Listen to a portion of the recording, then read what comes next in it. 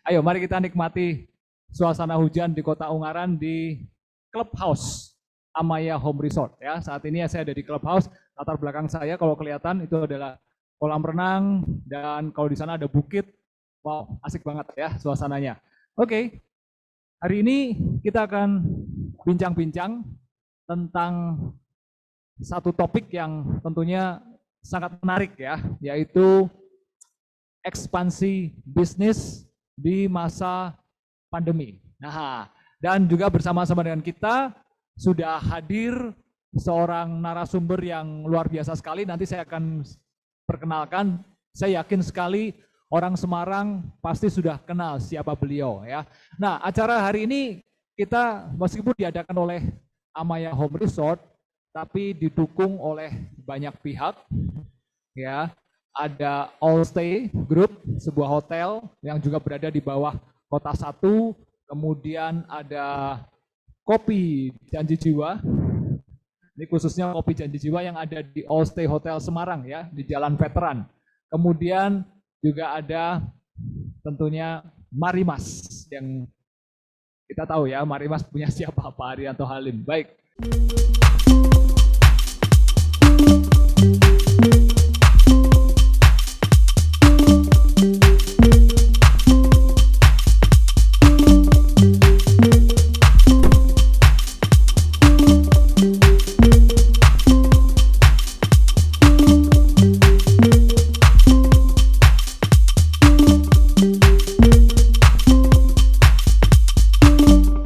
Baik, Sobat Amaya dimanapun juga berada, acara hari ini juga diselenggarakan dengan kerjasama bersama dengan Tribun Jateng dan juga komunitas Forbis atau Forum Bisnis Semarang.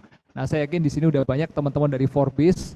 Siapa aja nih yang dari Forbis boleh kasih angkat tangan ya, boleh raise hand nih teman-teman yang datang dari Forbis. Silakan raise hand. Atau mungkin yang datang dari komunitas lain selain Forbis ya, mungkin ada dari komunitas bisnis lain, dari Indonesia Marketing Association atau dari komisi dan lain-lain. Boleh angkat tangan atau boleh ketik di kolom chat kalau Anda berasal dari sebuah komunitas. Oke, selamat datang semuanya ya, selamat bertemu kembali teman-teman Forbis dan juga komunitas yang lain. Dan acara hari ini sekali lagi didukung oleh banyak pihak, selain dari All Stay Hotel, ada Kopi Janji Jiwa yang ada di All Stay Semarang, kemudian komunitas Forbis dan juga Marimas, produk Marimas, restoran Posin, Bakery and Cafe, dan juga tentunya media partner kami, Tribun Jateng. Oke, baik. Kita akan segera masuk ke acara. Saya akan perkenalkan siapa pembicara kita atau narasumber kita yang akan berbincang-bincang dengan kita pada sore hari ini.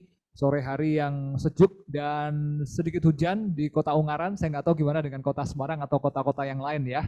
Nah, ini kalau saya bacakan kurikulum vitae beliau, rasanya bisa 1 jam nggak habis ya, tapi saya akan persingkat saja. Pak Haryanto Halim ini adalah Direktur Marifood PT Marimas Putra Kencana yang populer dengan minuman serbuk berslogan Marimas Makin Kusuma.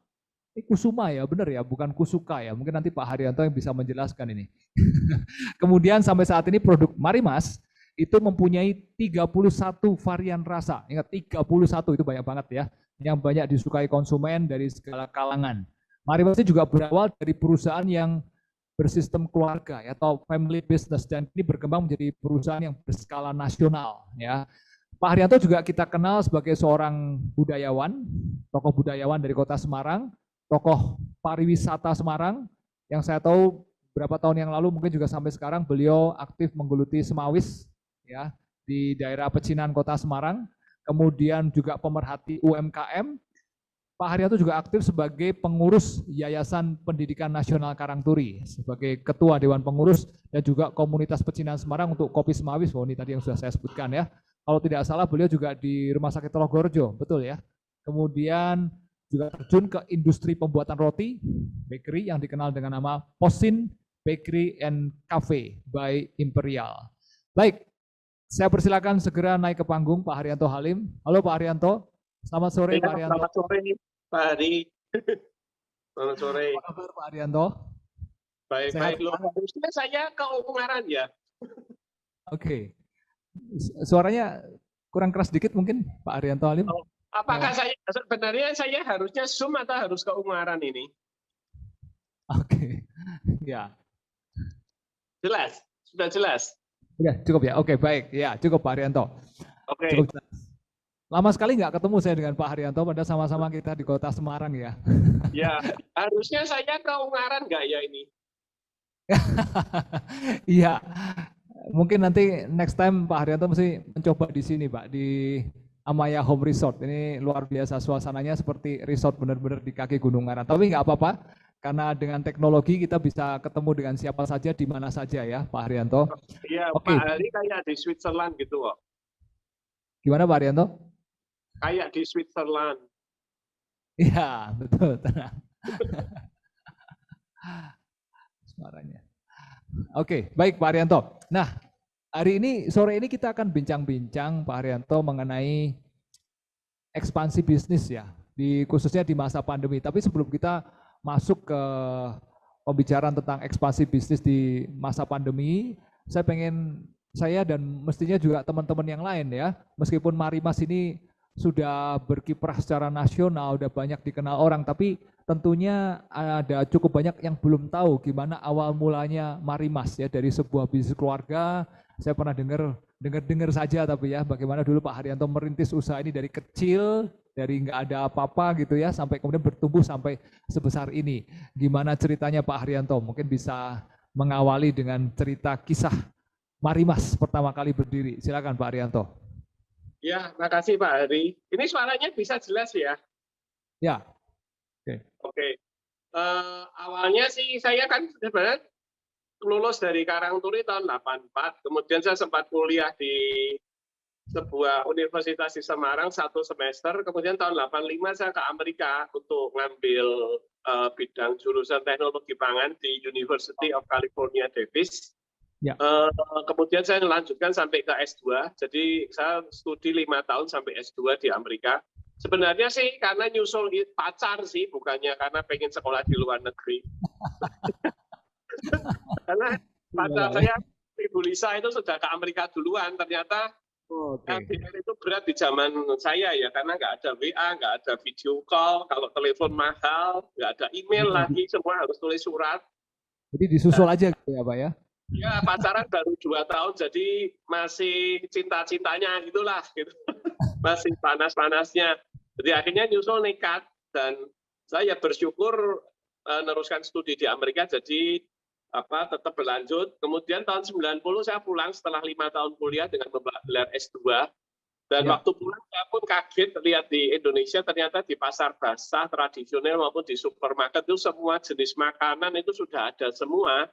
Dan waktu itu saya kemudian sempat memutuskan bekerja dulu di perusahaan orang, tapi nggak lama juga, cuma 3 bulan di Jawa Timur. Akhirnya kembali lagi karena LDR lagi sekali lagi. Jadi ternyata saya lumayan romantis loh. Terus akhirnya saya di Semarang sambil membantu orang tua yang kebetulan di bisnis cengkeh, pedagang cengkeh dan juga manufacturing. Saya mulai merintis, mulai dari STMJ, tepung bumbu, datangkan santan bubuk, jadi agen bumbu masak, jadi agen minuman mineral, kemudian juga bikin snack, semua dicoba semua, dan banyak yang gagal meskipun ada yang berhasil. Tapi artinya saya bawa gelar S2 dari Amerika dengan jurusan teknologi pangan itu tidak menjamin bahwa langsung bisa menemukan ide yang pas. Saya butuh 5 tahun, 95. Tahun 95 baru kepikir Marimas, karena kok bisa kepikir gimana lah. Saya karena keluar masuk pasar, jualan snack, jualan STMJ, jualan bumbu masak, itu saya melihat, wah ini ada opportunity yang kelihatannya belum digarap di pasar tradisional. Saat itu minuman serbuk hanya ada di supermarket, sedangkan di tradisional hanya ada sirup botolan yang sangat ribet ya, seringkali pecah di rubung semut, kemudian juga satu botol itu harganya, sirup waktu itu belum ada Rp1.000 lah waktu itu satu botol seingat saya. Terus saya mikir kalau dengan harga yang sama Rp1.000 saya bisa bikin variasi rasa lebih banyak. Lah, sederhana saja, artinya ide itu seringkali muncul dari hal yang sederhana, tapi biasanya di tengah-tengah kerja keras gitulah. Nggak mungkin ide itu tanpa kerja keras sebelumnya, tahu-tahu bisa muncul ide kalau kita cuma tiduran sambil nonton drakor itu agak susah. Tapi kalau sudah kerja keras, tapi lah setelah itu kita merenung lah, kemungkinan bisa muncul ide dan tidak harus dengan cara yang canggih, cuma cara sederhana yaitu mengamati apa yang belum ada, apa yang jadi masalah gitu aja. Jadi kurang lebih itu dulu, Pak Hari. Ya, ya, menarik sekali. Jadi ide muncul ketika di tengah-tengah kerja keras gitu ya. Jadi nggak ada orang malas-malasan kemudian dapat ide gitu ya Pak Haryanto. Ya kalau ide sama cari nomor buntut sih bisa ya, tapi kalau ide bekerja ya susah. Oke, baik. Jadi awalnya Pak Haryanto juga bekerja di perusahaan, kemudian mencoba berbagai hal, berbagai macam makanan ya, karena studinya juga di bidang teknologi pangan ya Pak Haryanto. Dan Pak Haryanto juga mengatakan bahwa lulusan Amerika pun tidak menjamin pulang itu langsung dapat ide dan langsung bisa jalan ya. Nah, Betul. tentu ada yang harus dilakukan Pak Haryanto. Oke, baik. Nah, kemudian yang menarik ini nama Marimas ini ya. Marimas ini kan nama yang sampai hari ini sangat akrab sekali di telinga kita ya. Marimas, perusahaan minuman serbuk gitu. Nah, gimana dulu pertama kali menemukan nama Marimas ini Pak Haryanto? Ya, itu juga hal yang sederhana. Waktu itu juga brainstorming atau curah pikir, saya kasih nama apa. Saya ingat waktu itu sempat berpikir apa kebun buah atau apalah.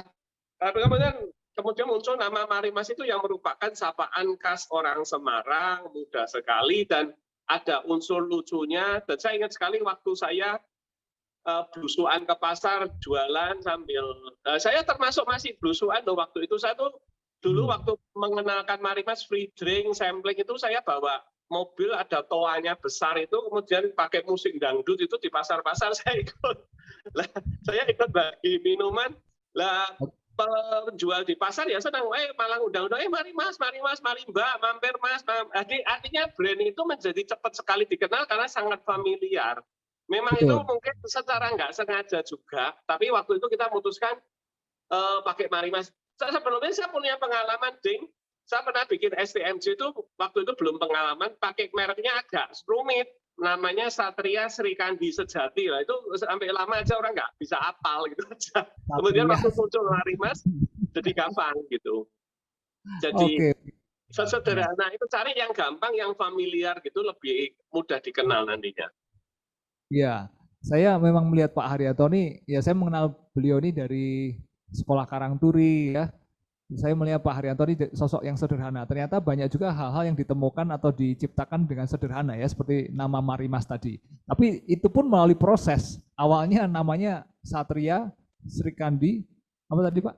Sejati. Waktu saya bikin STMJ, saya kan barusan pulang. Saya bikin STMJ saat itu, jujur saya sebutkan aja salah satu pabrik jamu di Semarang yang ada itu bikin STMJ laku sekali lah. Saya pikir saya juga bisa bikin STMJ yang mungkin menurut saya bahkan lebih enak. Terus saya tanya, papa saya kasih nama apa? Oh kasih nama ini aja, Satria Srikandi Sejati, bagus.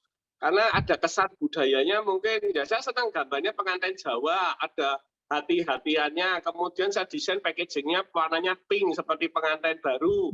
Kemudian saya kasih madu, jahe, dan lain-lain. Ternyata nggak jalan. Ternyata orang malah mikirnya itu apa? Bedak wangi lah. Jadi artinya selain namanya susah, desainnya salah. Jadi saya belajar.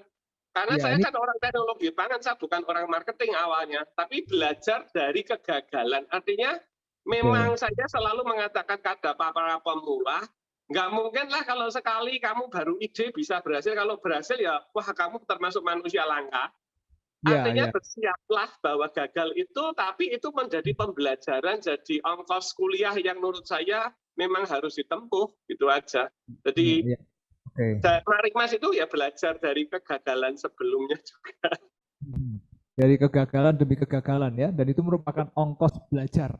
Ongkos kuliah. Betul, saya bikin snack ya sempat gagal. Saya bikin tepung bumbu, nggak kurang berhasil. Yang berhasil lumayan ya, waktu jadi agen itu lumayan lah. Saya jadi agen bumbu masak itu belajar distribusi loh. Betul-betul belajar distribusi. Bagaimana mengatur agen, bagaimana mengatur harga, bagaimana mengatur infiltrasi barang, drop-dropan dari luar. Jadi secara nggak sadar 5 tahun itu menjadi pembelajaran ulang untuk mempersiapkan saya pada saat Marimas, kemudian ide Marimas muncul, saya juga sudah siap di marketing, di distribusi juga. Jadi agen minuman mineral itu, wah itu juga pelatihan mental.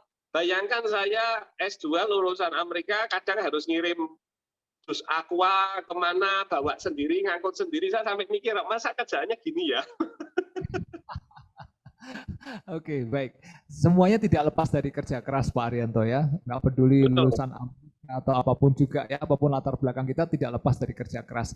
Nah ini menarik sekali. Kemudian jadilah Marimas yang hari ini kita sudah kenal ada di mana-mana. Nah, gimana kisah perjalanan Marimas itu sendiri Pak Haryanto? Apakah begitu mulus pertama kali diciptakan sampai hari ini atau juga mengalami pasang surut? Ini kita cerita sebelum masa pandemi dulu Pak Haryanto ya. Silakan Pak Haryanto.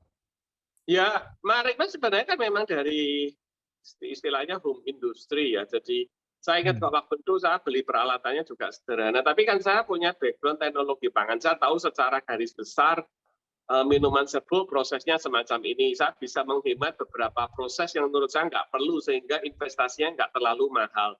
Kalau dipikir mungkin di tahun 95 dengan investasi mungkin kurang dari 100 juta Marimas saat itu berhasil kita produksi lah.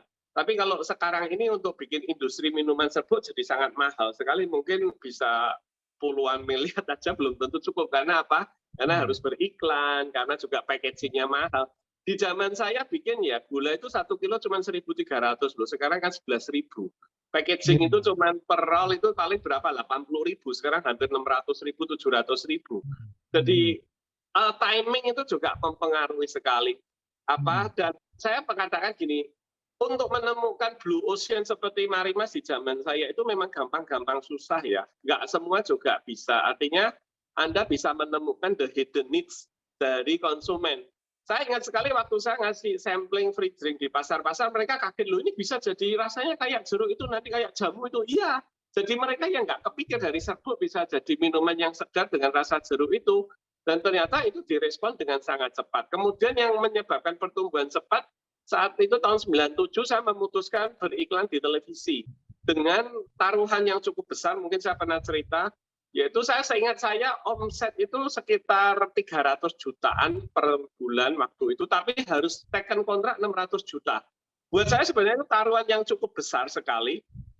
Tapi kemudian saya berpikir bahwa brand-brand terkenal pun sudah beriklan, masih beriklan, jadi ada misalnya pasta gigi, ada sabun, ada kecap. Kenapa beriklan? Berarti beriklan mestinya penting.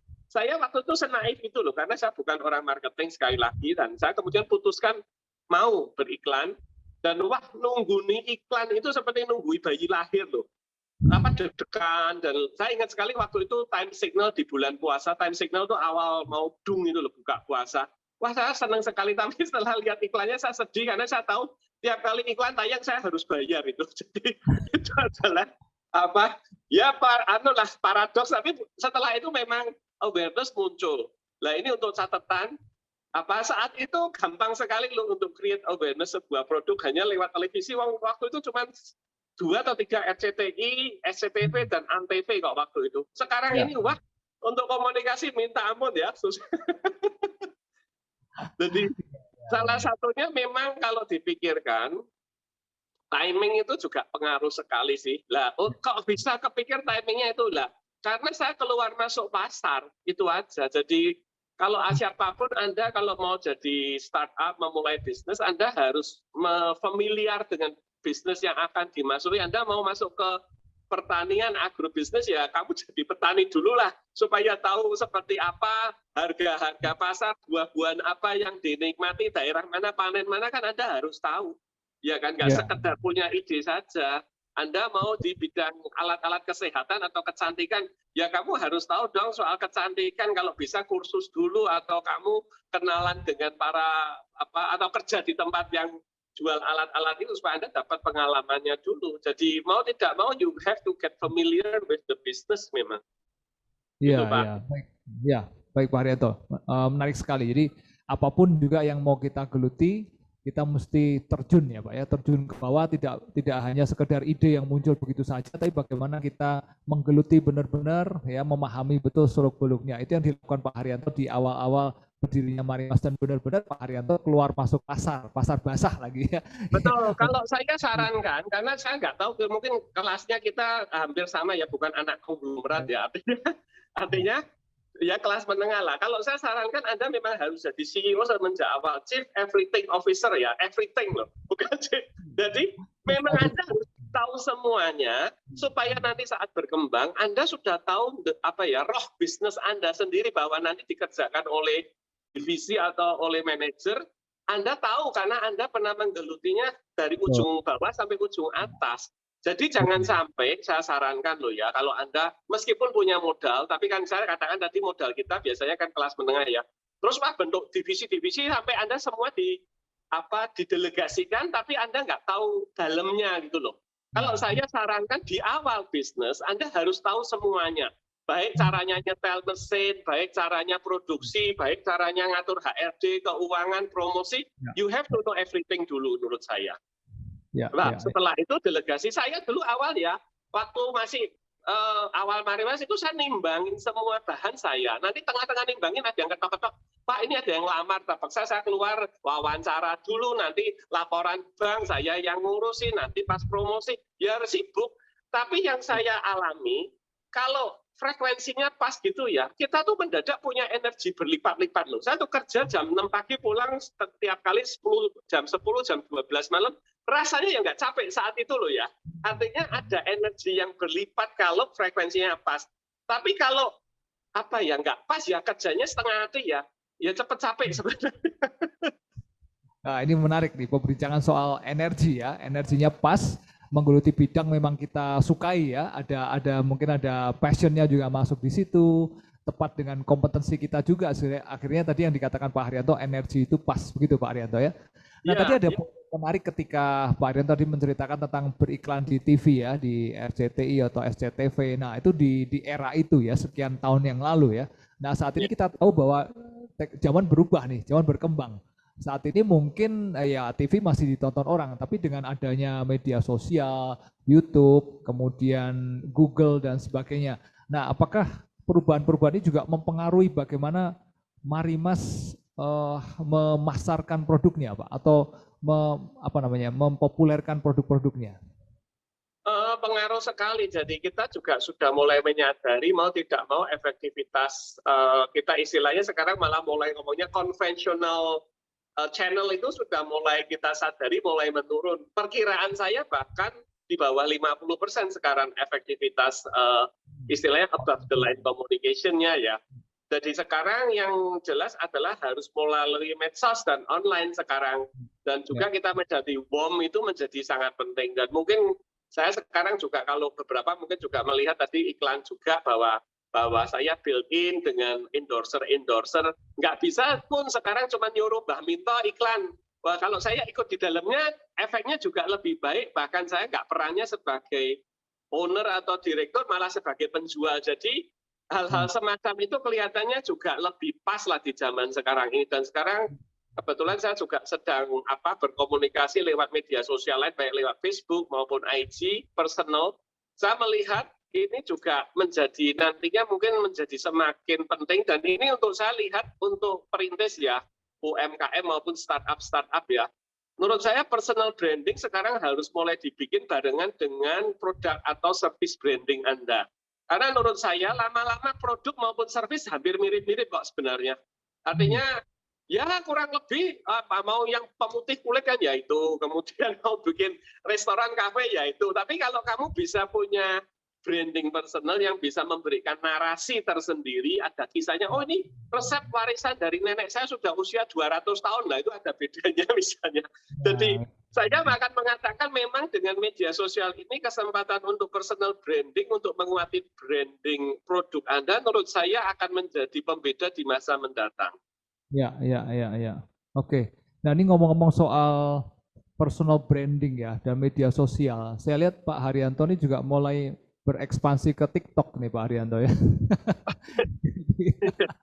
Itu iseng sih, tapi kemudian saya menyadari kekuatan dari TikTok. Rupanya sekarang jadi TikTokers juga ya, sampai jutaan viewers ya, dan viral di mana-mana loh Pak Haryanto. Saya seringkali dapat WhatsApp dari teman, entah dari komunitas mana itu banyak masuk, loh ini Pak Haryanto, ini Pak Haryanto lagi, waduh ini rupanya sudah mengekspansi TikTok nih Pak Haryanto. Gimana ceritanya itu Pak Haryanto? Ya, itu yang saya katakan tadi, ya saya sih nggak sengaja, tapi kemudian saya melihat TikTok ini bisa menjadi sarana yang cukup efektif untuk produk maupun service branding melalui personal branding. Artinya sudah, ya ini kok pilihan ya, bahkan saya sempat ditanya oleh orang, padahal banyakan orang nggak mau muncul, cuman produknya saja yang muncul. Saya bilang, tapi saya lihat ya, sekarang yang namanya pejabat aja, dari presiden sampai wali kota, bahkan mungkin lurah atau bupati pun sekarang menyapa langsung dan bisa disapa langsung loh. Jadi menurut saya komunikasi yang tanpa hierarki ini juga harus dimunculkan di produk juga menurut saya. Itu pun sebenarnya sudah dimulai kalau dulu nggak ada jalur media sosial. Ingat nggak misalnya Mas Pion misalnya, atau mungkin kalau Semarang Jamu Borobudur, sebenarnya kan mereka berusaha menyapa konsumen langsung, tapi jalurnya waktu itu konvensional harus lewat televisi. Nah sekarang ada media sosial, ada TikTok, saya itu bisa bikin konten sendirian di kamar, saya syuting sendiri, saya edit sendiri, saya kasih lagu sendiri, saya unggah sendiri. Jadi saya kalau ini betul-betul one man show saya.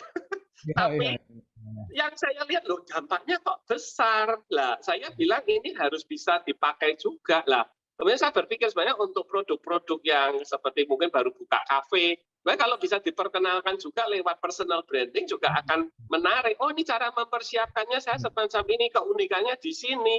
Jadi daya tariknya, sekarang kalau cuma daya tariknya untuk Instagramable ya, mau habis uang berapa loh sebenarnya kalau harus dandani kafenya dan lain-lain. Tapi kalau ada kisah-kisahnya, ada narasinya, dan itu cukup khas ya, cukup unik ya, lah itu bisa menjadi sebuah pembeda menurut saya. Nah menurut saya itu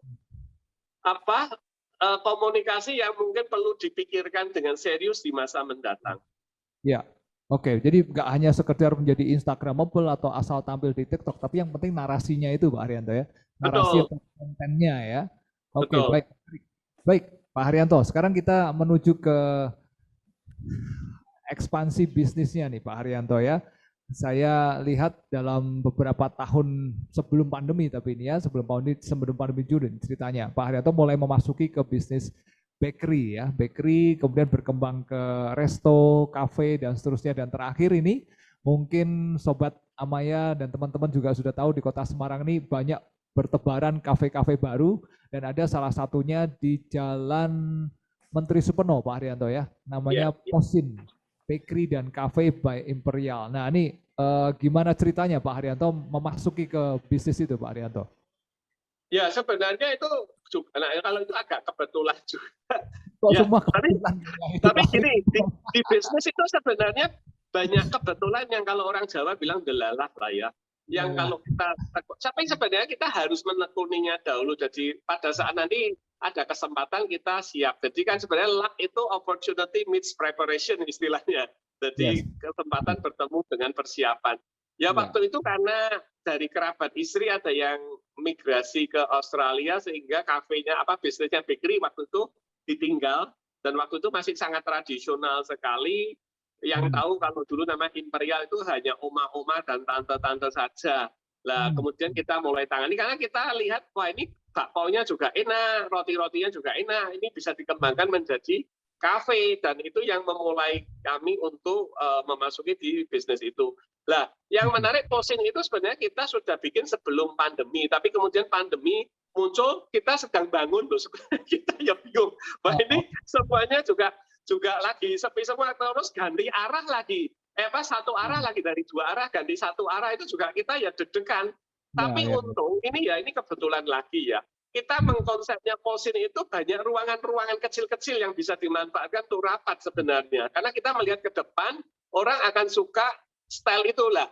Style ruangan kecil-kecil itu ternyata cocok untuk pas pandemi dan nanti pasca pandemi sebenarnya. Orang lebih senang private room semacam itu. Dan kita juga siapkan aula yang nggak terlalu besar, kita harapkan nanti orang pernikahan mungkin juga nggak akan terlalu besar, undang yang perlu-perlu saja. Jadi dengan pandemi ini kan banyak hal yang realistis yang menjadi pengganti kebiasaan baru. Kalau dulu kalau nggak ngundang, sungkan. Kalau sekarang nggak ngundang, oh ya nggak apa-apa, masih jangan kumpul banyak-banyak. Lah, ini yang yang menyebabkan kita melihat Posin ini jadi mana? Yang mungkin satu catatan, kita ganti nama loh Pak Hari dari Imperial ke Posin, karena Imperial itu banyak yang punya. Dan lama-lama orang bingung, akhirnya kita putuskan nama Posin dengan segala risiko, tapi ini sekali lagi kekuatan narasi. Kita beri narasi yang sesuai. Posin itu nama kerabatnya istri saya, Bu Lisa itu. Po itu artinya apa, nenek lah ya. Po adiknya Engkong itu atau adiknya Mak itu Po panggilnya. Sin itu namanya Posin. Jadi kita kasih narasi bahwa yang mulai Imperial sejak tahun 76 adalah Posin yang bangun toko kecil di depan rumahnya. Kita kasih narasi, kita bingkai besar di Posin Bakery juga, sehingga ini memberikan sebuah kekuatan legacy sebenarnya. Nah, kalau kekuatannya legacy itu sebenarnya kekuatan yang sangat kuat sekali. Artinya akan menjadi pembeda bahwa ini dimulai dengan sebuah usaha dengan resep tradisional yang sampai sekarang bertahan misalnya. Nah, ini contoh bagaimana narasi dipakai untuk sebagai pembeda sebuah produk maupun jasa. Itu Pak Hari awalnya. Ya, ini menarik banget ya, dari Imperial sekarang berubah jadi Posin. Tadinya saya juga bertanya-tanya Pak Haryanto, waktu beberapa hari yang lalu saya mampir ke Posin, saya masih bertanya-tanya sebetulnya apa sih ini artinya Posin ya. Dan sore hari ini baru jelas semuanya clear ya, bahwa Posin ini semacam apa ya, Omasin gitu ya, atau ya, Omasin, betul. Omasin. Jadi benar-benar nama dari pendiri Imperial itu, Imperial Bakery yang sekarang ada di tangan Pak Haryanto, dikelola oleh bisnis Pak Haryanto ya. Oke, menarik sekali. Teman-teman mungkin bagi yang penasaran boleh langsung menuju ke Menteri Supono ya, di Bakery and Cafe. Saya sudah ke sana ya, ada bakery-nya di lantai paling bawah, kemudian lantai 2 dan 3 ya, kalau nggak salah sampai lantai 3 ya Pak Haryanto ya. Itu ada lantai 3-nya belum. Ya ada lantai 3 betul. Lantai 2 ya. Dan bisa dipakai untuk meeting kecil-kecil atau pertemuan-pertemuan ya yang lebih private saya rasa. Oke, menarik sekali Bapak Ibu. Nah, kita akan break dulu sesaat Pak Haryanto. Setelah break kita akan menerima pertanyaan-pertanyaan mungkin dari audiens ya, atau dari teman-teman dari komunitas Forbes maupun yang lain-lain ya. Silahkan menanyakan sesuatu ke Pak Haryanto dan kita akan melanjutkan bincang-bincang ekspansi bisnis di saat pandemi.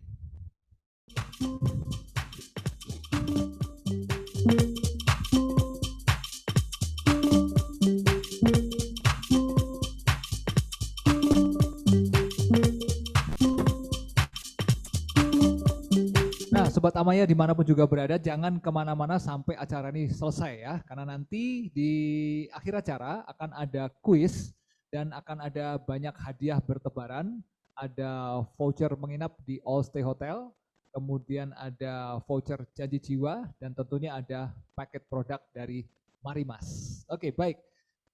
Nah, sudah masuk ke WA saya, cukup banyak pertanyaan dari teman-teman, dari audiens ya, dari oke, saya akan pilih pertanyaannya dan nanti saya persilakan untuk disorot orangnya dan mudah-mudahan mau open cam dan open mic ya untuk bertanya langsung kepada Pak Haryanto Halim. Pak Haryantonya ngomong-ngomong sudah, nah ini Pak Haryanto ya. Baik, yang pertama pertanyaan dari Aprilita Tanjung. Aprilita Tanjung.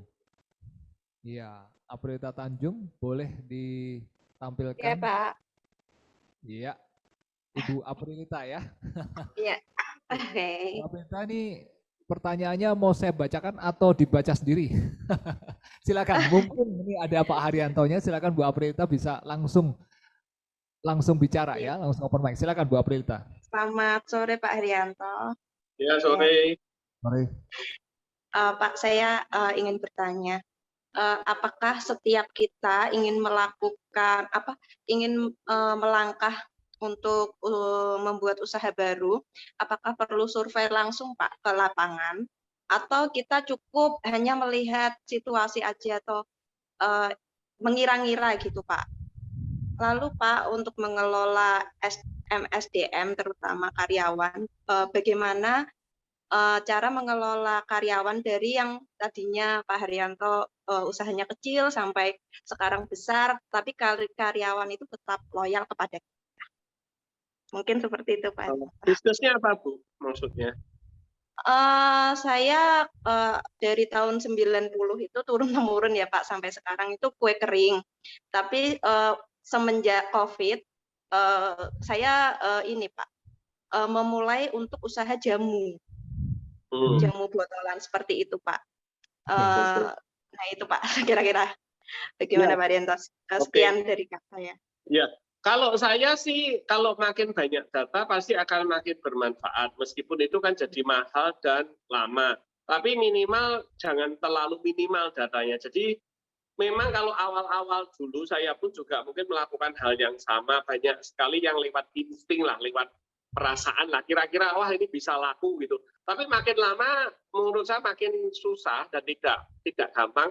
Manfaatkan media sosial ataupun mungkin dengan mengunjungi, kalau tadi mau jamu, ya cobalah, kan di Semarang juga bertebaran beberapa penjual jamu-jamu yang herbal-herbal seperti yang di dekatnya Imperial itu juga ada, itu di depannya Polsin itu yang dekatnya kantor gubernuran itu yang rame itu, kemudian di Pedurungan juga ada. Minimal harus berkunjung ke sana ya. Tempat-tempat yang banyak dikunjungi harus diicipi, kenapa kok jamu itu jadi laku, harus tahu trennya semacam itu, dan jamu apa yang paling banyak diminati, misalnya jamu pegelinu apa jamu enteng pikiran misalnya, kan harus dicari dulu supaya harus ada istilahnya paretonya lah, yang disukai yang ini misalnya, yang sedang ngetren yang semacam ini, sekarang sedang ngetren brotowali misalnya, dan itu bisa saja. Makanya tadi saya katakan kalau bisa punya media sosial itu juga bisa mengadakan survei kecil-kecilan untuk dapatkan insight ataupun pemikiran-pemikiran dari calon konsumen. Jadi kalau ditanya makin banyak data sebenarnya makin bagus, tapi ya itu kadang terlalu lama dan terlalu mahal. Makanya juga jangan sampai terus jadi mahal sekali terus nggak buat juga jangan. Artinya, tapi ya jangan tekan pakai perasaan saja. Maksud saya coba pergi ke tempat-tempat yang tadi saya sebutkan, plus gunakan media sosial untuk ya sekedar melebar lah. Makanya penting sekali kalau bisa punya komunitas di media sosial. Jadi, saya mau bikin jamu ini, kasih merek ini gimana? Apa kira-kira Pak Anu? Jadi meskipun nggak ngicipi langsung, tapi ide-ide itu bisa didapatkan dari komunitas di dunia maya. Menurut saya dua hal itu, data dari dunia maya dan dari dunia nyata dikombinasikan, Mbak. Kemudian sering-sering ngasih icip-icip itu juga penting.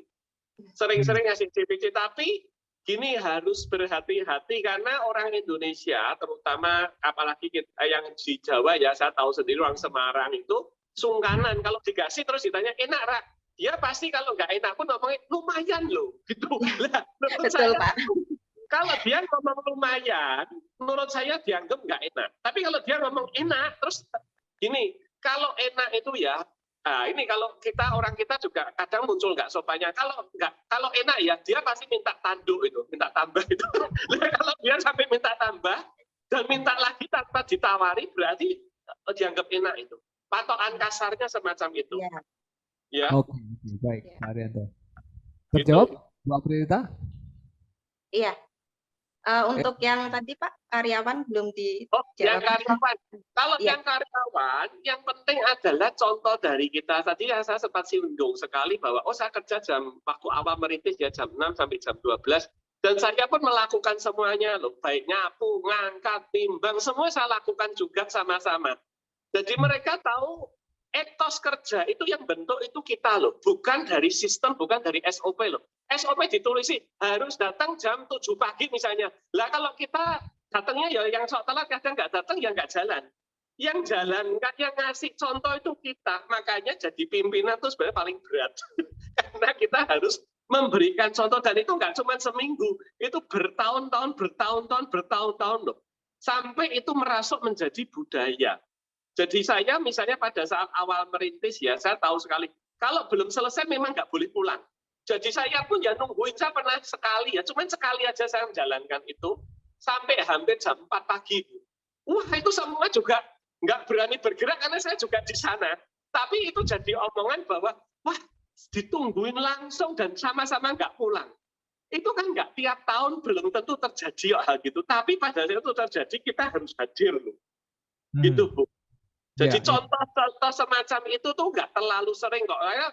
Tapi bahwa kita menunjukkan itu sudah bagus. Sampai hari ini pun mereka tahu kalau saya harus nyapu aja saya masih nyapu bisa kok. Mereka tahu bahwa saya akan melakukan dan saya selalu mengatakan tidak ada pekerjaan yang haram kalau itu dijalankan dengan sepenuh hati dan hasilnya dibuat semaksimal mungkin.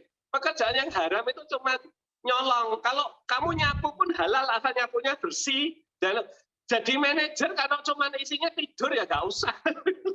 Gitu. Jadi contoh harus diterapkan dari kita. Kalaupun ada nanti tetap sudah dikasih contoh nggak bisa nyontoh ya sedikit kok Bu, biasanya karyawan semacam itu selalu ada sih, tidak semua karyawan juga bisa selalu baik, adalah yang anomali tapi biasanya nggak banyak. Iya, oke, baik, terima kasih Pak Terima Arianto. kasih banyak Pak Arianto. Ya semoga sukses ya Bu ya. Terima kasih. Ya amin, terima kasih. Selamat sore. Jadi perlu ada keseimbangan antara data dan feeling ya Pak ya.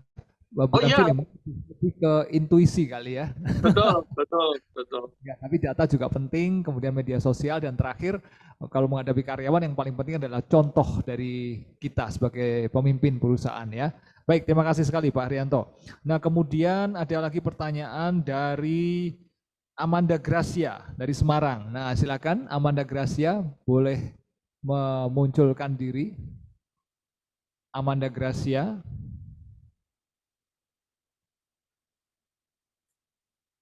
Amanda Gracia, boleh angkat tangan mungkin? Raise hand supaya mudah dicari oleh operator. Udah ya ketemu ya, Amanda Gracia.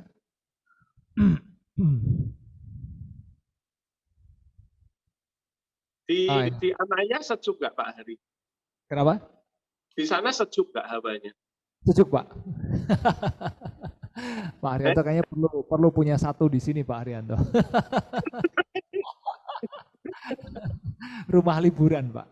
Oke, ini sudah ketemu nih Amanda Gracia, silakan. Oh, saya bacakan aja ya. Saya bacakan aja. Oke.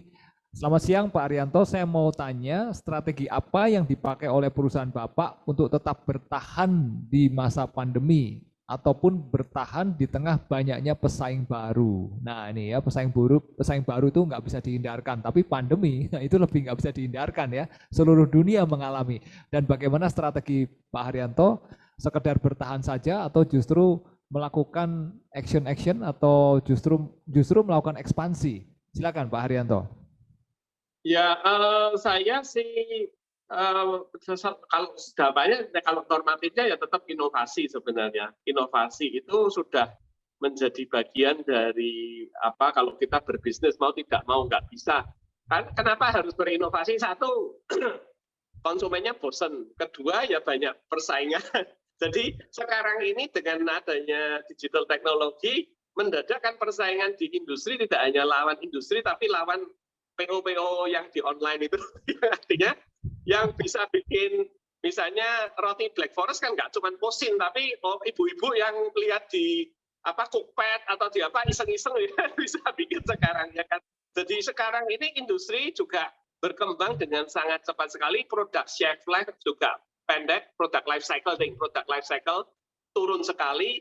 Orang karena konsumen terlalu dimanjakan dengan kreasi-kreasi, bahkan sekarang kalau ada sistakol yang nyampur-nyampur es krim lodeh itu loh, yang dari Instagram itu yang nyampur-nyampur itu kan artinya namanya siapa? Siskakol itu kan dia nyampur es krim lodeh lah, kemudian Black Forest dari bahan gado-gado misalnya.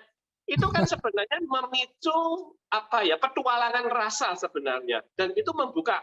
Bahkan kemarin kan sempat ada kopi kecap misalnya, kemudian es kepal, kemudian dalgona, sekarang macam-macam sekali. Dan makanan itu sekarang sudah diffusionnya nggak antara yang confectionery yang manis-manis dengan yang manis, tapi bahkan confectionery dengan savory kan, maksudnya kopi dengan kecap, yang manis-manis dengan yang gurih-gurih pun dicampur sekarang. Bahkan kopi kasih merica, kasih sudah macam-macam. Jadi konsumen dimanjakan dengan berbagai macam pilihan.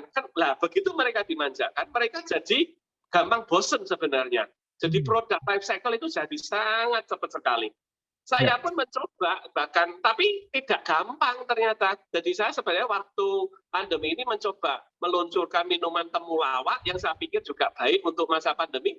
Ya, saya yang kaget ternyata generasi milenial tidak suka jamu, tidak suka herbal. Saya kaget. Jadi mereka begitu mencium temulawak, wah ini jamu ini Pak.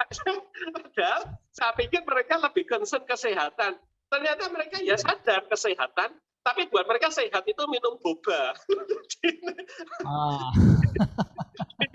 Konsepnya itu rada apa ya, campur aduk lah anak-anak muda ini. Padahal boba itu kan high kalori, high sugar lah, tapi mereka suka itu dan dianggap ternyata sehat kok ini. Jadi ini yang menurut saya tantangan ke depan. Jadi tidak hanya inovasi saja, tapi tetap harus diperhatikan kebutuhannya apa mereka. Jadi ke depan menurut saya fun and functional akan tetap menjadi bandul yang berimbang. Nggak mungkin total functional. Kalau total fun nggak ada functionalnya mungkin juga nggak bisa. Nah ini yang tantangan ke depannya. Saya juga melihat misalnya perubahan habit. Saya kaget waktu diceritani tim marketing saya, loh itu anak-anak di pinggiran ditanya nonton film apa, TV apa, enggak. Lah mereka di pojokan main game bareng-bareng sudah nggak nonton Ipin Upin loh sekarang. Jadi itu di kota kecil pun sudah mainnya Free Fire, mainnya PUBG, mainnya Mobile Legends. Lah itu yang menjadi tantangan. Jadi mau berkomunikasi lewat apa sekarang? Mau lewat televisi nggak ditonton? Loh masih kok televisinya di setel? Iya tapi cuma biar buat rame-rame suara nggak ditonton. Mereka lihatnya HP kok. Iya kan? Jadi Pak Hari mungkin juga ngalami bahkan sekarang yang namanya TV kabel aja nggak ditonton. Ditontonnya sekarang Netflix anak-anak, ya kan? Cuman generasi beda 12 tahun anak saya yang besar dengan yang bungsu nggak pernah nonton kartun Netflix sekarang. Nontonnya apa malah Squid Game loh sekarang. Jadi sudah terjadi perubahan. Sekarang kalau nobar, saya kaget. Aku nobar sama teman-teman dari Karangturi enggak. Dari Filipina, dari Singapura, loh keren amat. Nobar itu dengan anak-anak seluruh dunia sekarang. Jadi sekarang mendadak terjadi perubahan semacam itu. Tapi kuncinya tetap sama. Kalau ditanya ya inovasi, kemudian tapi harus disesuaikan dengan kebutuhan menurut saya. Jadi pandemi ini saya juga belajar banyak sih. Ternyata di kalangan middle low ya terutama ya saya sudah sempat tanya, mereka nggak begitu concern kok. Jadi vitamin C ya nggak minum mereka. Yang takut COVID itu betul-betul middle up loh. Yang wah beli nyetok vitamin C sebanyak-banyaknya ya middle up. Yang middle low itu ya oke tapi nggak begitulah. Jadi ini kan kenyataan pasar. Artinya kalaupun mau di-push misalnya minuman pencegah virus itu ya, mungkin juga nggak akan terlalu banyak berpengaruh. Malah kalau untuk mencegah masuk angin itu masih laku itu. Iya, oke, baik Pak Arianto, menarik sekali. Jadi inovasi tetap diperlukan ya, tapi inovasi yang tetap melihat pada kebutuhan pasar. Betul. Ya. Betul. Kemudian juga inovasi itu dibutuhkan karena produk life cycle yang sekarang makin pendek ya. Orang dengan cepat menjadi bosan dan banyak kreasi-kreasi baru dari bisnis-bisnis indie Pak Arianto ya, bukan bisnis corporate atau industri yang besar, tapi justru dari rumahan-rumahan ini yang berkembang dengan pesat sekali, istilahnya membuat atau memanjakan selera konsumen ya dengan berpetualangan dalam rasa. Ini kalau dalam bisnis kuliner, saya rasa hampir dalam semua bisnis juga begitu ya. Di elektronik juga perkembangannya begitu pesat, di dunia entertainment juga pesat sekali perubahan-perubahannya. Gitu Pak Haryanto ya. Nah ini menyambung juga pertanyaan yang mirip-mirip tentang produk life cycle dari Pak Lili Setiawan ini. Izin bertanya Pak Haryanto dari Pak Lili Setiawan, strategi bisnis apa yang digunakan dalam PLC, product life cycle, Marimas ya, saat introducing, kemudian growth, maturity, dan decline. Nah ini decline ini saya nggak tahu nih di Marimas mengalami nggak ada produk, mungkin beberapa spesifikasi produk atau beberapa jenis produk yang mengalami declining, terutama saat ada perubahan iklim atau pandemik ya, perubahan iklim atau perubahan cuaca, bisa juga perubahan cuaca ya. Misalnya Pak Lilinya ada nih ya, Pak Lili Setiawan, rupanya sudah tampil juga ya. Misalnya ini musim hujan nih, kalau musim hujan begini mungkin produk-produk yang seperti minuman-minuman barangkali agak menurun dan sebagainya. Gimana strateginya nih Pak Haryanto Halim? Nah ini mumpung ada Pak Lilinya juga. Ada yang mau ditambahkan Pak Lili? Mungkin tadi sudah saya bacakan. Oke, terima kasih Bapak. Selamat siang Pak Haryanto Halim. Selamat siang. Salam bertemu kembali ya Pak. Yo ya, Pak Lili. Iya, kita sudah pernah bertemu dan hampir sering ya. Tapi terima kasih. Itu ada pertanyaan tentang produk life cycle-nya saat ada bisnis di mana kita mengenal ada introduction, growth, maturity, and decline. Terutama saat maturity itu kan persaingan bisa dijelasin. Kemudian saat decline, apalagi pandemik ini semua bisnis ini mengalami ya. Artinya perubahan-perubahan iklim ataupun iklim di sebuah bisnis ini kan di pandemi ini sangat berpengaruh sekali di sebuah bisnis. Nah, strateginya terutama bagaimana sih, tadi udah saya ikutin dari awal bagaimana menceritakan asal mula Marimas. Nah, saya lebih ingin ke bagaimana strateginya yang sudah dipertanyakan tersebut Pak Haryanto Halim. Terima kasih Pak Haryanto. Oke, bisa saya langsung jawab Pak Ari? Ya, silakan Pak Haryanto, silakan. Jadi memang kayak produk Marimas nih ya, sudah 25 tahun memang sudah di majority ya, artinya produk-produk baru dan kemudian produk kompetitor itu berdatangan. Yang produk baru kan sekarang gini, sebenarnya orang juga cenderung sekarang RTD lah. Kalau dulu sirup pindah ke powder drink ya, karena sirup dianggap sudah nggak loh. Tapi sampai hari ini pun sirup tuh masih terjual loh. Artinya memang artinya declining itu pun atau di mature dan mulai decline pun sebenarnya pangsa itu nggak langsung hilang. Jadi tetap akan ada, selalu ada, tapi memang mengecil ya. Lah memang bisa saja kita revitalisasi. Jadi kalau tadi diamati iklan Marimas yang baru, itu adalah berusaha kami merevitalisasi cara mengkonsumsi misalnya. Oh saya punya 31 rasa, tapi kalau mau kamu metode campur suka-suka atau oplos misalnya, dua rasa, dua rasa dicampur, bisa muncul ratusan rasa baru loh sebenarnya, yang kemudian jadi excited dan kita mencoba mengkombinasikannya. Coba kalau lihat di iklan kita yang formal itu kan dengan kegiatan anak muda yang mural artis misalnya. Mural artis itu kan nyampur warna suka-suka juga. Jadi ini salah satu upaya juga untuk bagaimana merevitalisasi dari sebuah produk. Tapi memang itu benar bahwa product life cycle itu akan mengalami masa introduction, growth, kemudian maturity, kemudian decline. Itu kalau boleh Pak Lili saya kasih tahu, saya itu kebetulan teknologi pangan itu juga life cycle-nya bakteri juga sama Pak. Bakteri itu gambarnya persis product life cycle produk itu. Jadi dia pertama stationary, kemudian dia growth, maturity, kemudian dia decline. Jadi bakteri itu kalau sudah mencapai jumlah yang banyak, dia nanti akan mati sendiri memang pelan-pelan sebenarnya. Jadi saya geli waktu lihat gambar product life cycle itu kalau saya ikut pelajaran di mikrobiologi persis dari umur dari sebuah bakteri. Tapi sekali lagi kembali, jadi istilahnya kalau bakterinya supaya hidup lagi gimana, kasih gula lagi atau kasih protein lagi ya dia hidup lagi sebenarnya. Jadi artinya apa sebenarnya produk life cycle itu bisa ditahan, kemudian dengan introduksi hal baru. Tapi di samping itu kami juga mempersiapkan produk-produk baru, misalnya saya juga mulai masuk ke functional seperti yang herbal, yang kopi, yang kemudian bahkan multigrain dan lain-lain sedang kita siapkan juga karena harus ada produk yang nantinya meneruskan dari produk utama kami. Jadi memang kami harus menyadari pada satu titik tertentu akan ada produk life cycle, tapi persiapan-persiapan ke arah itu harus disiapkan juga dan harus membaca tren ke depan. Tapi sekali lagi itu menjadi semakin tidak gampang sebenarnya di masa-masa ini. Kita lihat sekali 2-3 tahun yang lalu misalnya kopi 3-in-1 itu sangat gencar sekali dan gila-gilaan, yang masuk tidak hanya perusahaan kopi konvensional tapi dari perusahaan konglomerat besar-besar itu juga mulai masuk ke industri kopi. Ternyata juga nggak semuanya berhasil. Jadi ini memang dibutuhkan kejelian melihat sebuah peluang. Kalau saya boleh katakan sebenarnya ke depan itu siapapun yang pinter cari masalah, itu yang nanti berhasil. Cari masalah karena dia nanti akan bisa dapat solusinya. Tapi kalau dia nggak bisa menemukan masalahnya, ya nggak dapat solusinya. Jadi siapapun yang bukan cari gara-gara ya, cari masalah, kemudian cari solusinya. Jadi ke depan misalnya, air minum dalam kemasan. ya jelas produk yang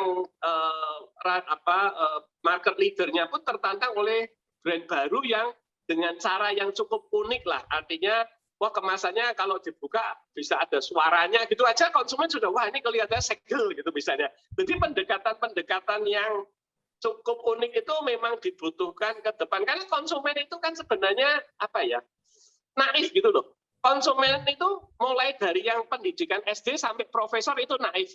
Mengapa saya katakan demikian? Misalnya Anda bikin produk shampoo, di instruksinya kamu katakan, tolong digosok-gosok 17 kali sebelum dipakai di kepala ya. Nanti semua orang nurut loh. Dari yang didikan bawah sampai profesor ya gosok-gosok 17 kali. Jadi konsumen itu sebenarnya tipenya naif, tapi kalau dia pas dengan yang dia butuhkan, menyelesaikan masalahnya dia, ya dia akan beli. Gitu. Ya. Jadi ini memang sebuah tantangan lah. Ini mungkin kalau saya amati pun sekarang ada misalnya bakmi sehat, sekarang lagi tren dan semuanya berlomba.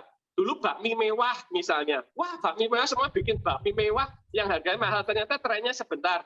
Kemudian bakmi fusion, mie instan yang fusion yang rasa spaghetti ya sebentar lah. Ini nggak tahu bakmi sehat apakah bertahan atau tidak atau hanya sekedar tren. Jadi ini memang tidak bisa dipastikan bahkan oleh industri besar bahwa sebuah produk yang dia luncurkan akan mempunyai life cycle yang panjang. Itu Pak. Ya, oke, baik. Terima kasih Pak Haryanto. Jadi ini masih nyambung dengan tadi soal inovasi Pak Haryanto ya. Jadi bukan hanya sekedar menjawab kebutuhan tapi juga menjawab masalah tadi ya. Jadi ya. Saya rasa menyelesaikan masalah konsumen. Problem di konsumen ya. Jadi boleh dibilang profit itu awalnya dari problem. Profit start from the problem ya. Asal kita solusinya, kita menyelesaikan masalah, maka disitulah ada bisnis. Menarik sekali nih. Baik, terjawab Pak Lili ya. Oke, terima kasih Bapak. Ya, oke Pak. Nah, Sobat Amaya, teman-teman semua masih bertahan ya. Jangan kemana-mana karena nanti di akhir acara akan ada kuis baik dari Amaya maupun dari Marifood ya, dari Marimas akan ada kuis-kuis berhadiah. Hadiahnya juga menarik, ada voucher menginap di All Stay Hotel, ada voucher janji jiwa dan tentunya ada paket produk dari Marimas yang akan menjadi hadiah yang menarik untuk Anda semua. Dan acara ini didukung oleh banyak pihak ya, dari All Stay Hotel, dari janji jiwa di All Stay, kemudian dari komunitas Forum Bisnis Semarang, kemudian dari Posin Bakery and Cafe, Marimas, dan tentunya media partner kita Tribun Jateng. Nah, jangan kemana-mana, kita terus ada di sini sambil menyaksikan yang satu ini.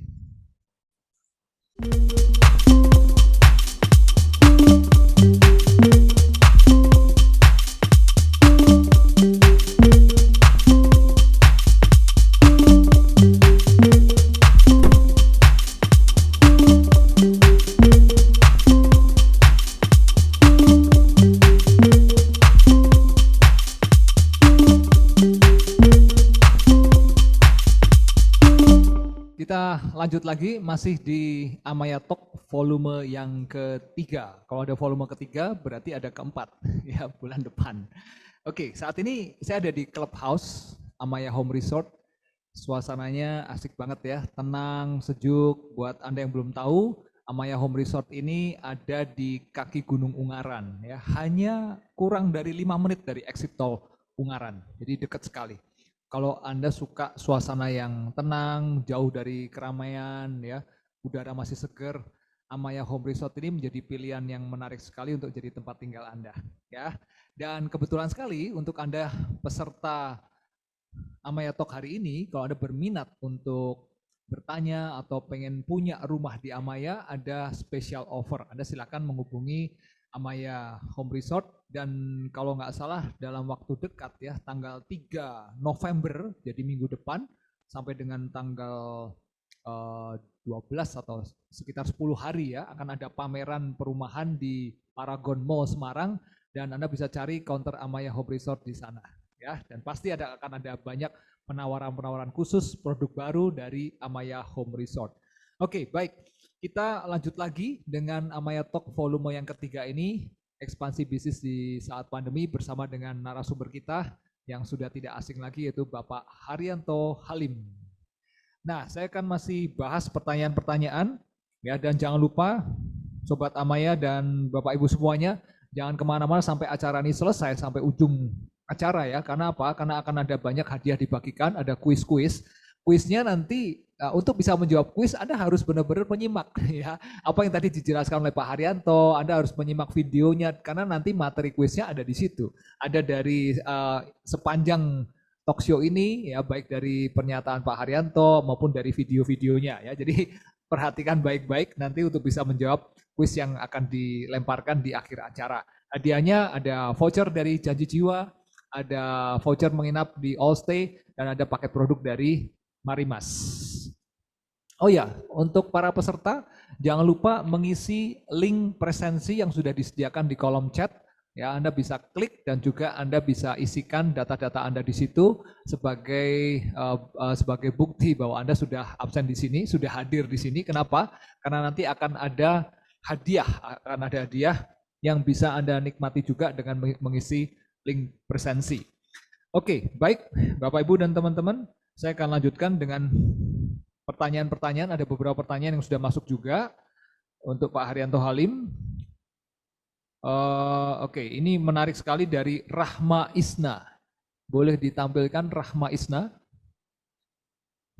Ini Rahma Isna ini masih fresh grad Pak Haryanto, masih lulus ya. Jadi masih baru lulus, jadi masih fresh from the oven.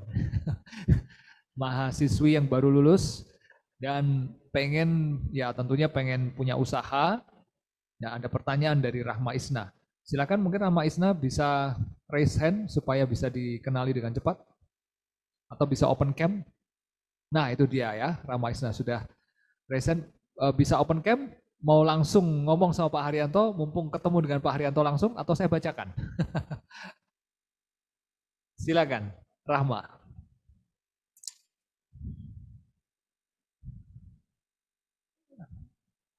Atau saya bacakan saja? Saya bacakan ya. Oke, ini mungkin lagi nggak bisa buka kamera. Baik, dari Rahma Isna untuk Pak Haryanto, saya fresh graduate yang ingin punya bisnis perawatan kulit. Nah ini, skincare dan kosmetik. Pertanyaannya nih sebetulnya sederhana ya. Jadi apakah lebih baik saya ikut bekerja di toko skincare orang untuk belajar terlebih dahulu atau langsung mencoba usaha kecil-kecilan? Wah ini pertanyaan bisa dijawab oleh Pak Haryanto, mungkin berdasarkan pengalaman Pak Haryanto sendiri ya. Silakan Pak Haryanto. Kalau belum pernah tahu bisnisnya ya bekerja dulu kalau saya. Kalau enggak ya akan risiko ya. Artinya Anda tidak akan tahu apa yang menjadi the business itu seperti apa. Kalau saya sarankan, kecuali Anda ada saudara atau mungkin orang tua sudah mulai merintis usaha itu sehingga sedikit banyak Anda tahu di bisnis tersebut. Kalau enggak, menurut saya harus magang dululah istilahnya di sebuah tempat yang memang mengetahui hal itu dan memang bergerak di bidang hal tersebut. Itu aja kalau saya. Iya, jadi kalau belum punya pengalaman sama sekali ya lebih baik cari pengalaman dulu gitu Pak Haryanto ya. Betul.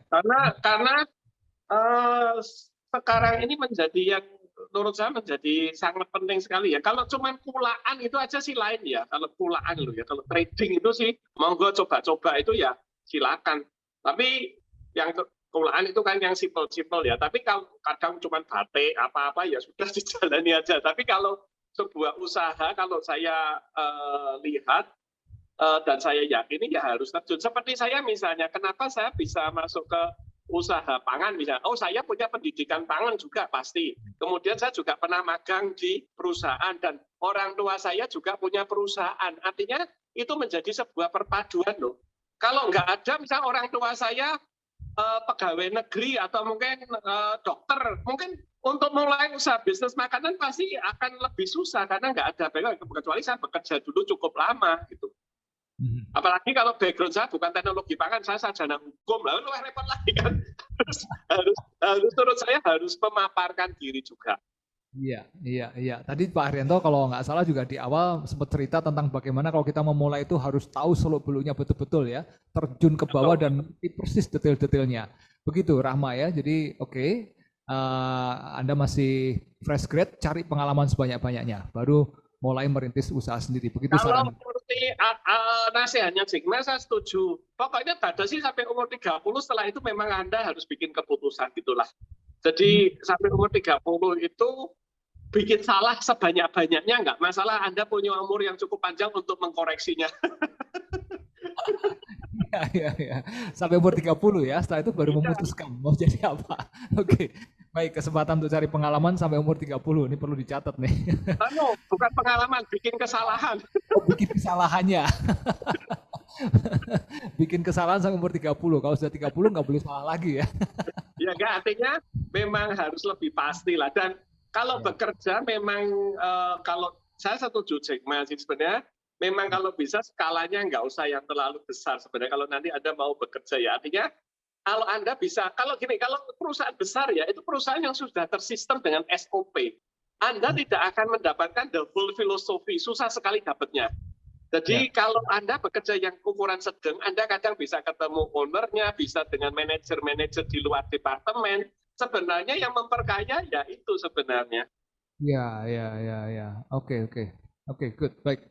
Jadi ini pilihan juga ya Pak Haryanto ya untuk memilih bekerja, kemudian bekerja di perusahaan macam apa, yang sudah gede, sudah tersistem, atau perusahaan yang medium ya, yang dimana kita masih punya kesempatan bertemu dengan owner dan seterusnya. Betul. Baik, terima kasih Pak Haryanto. Kemudian lanjut, mudah-mudahan jelas ya, Rahma ya. Pertanyaan dari Pak Adrian Wijaya.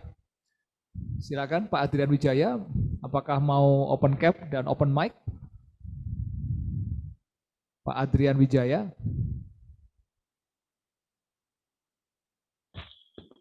Selamat sore. Itu ada.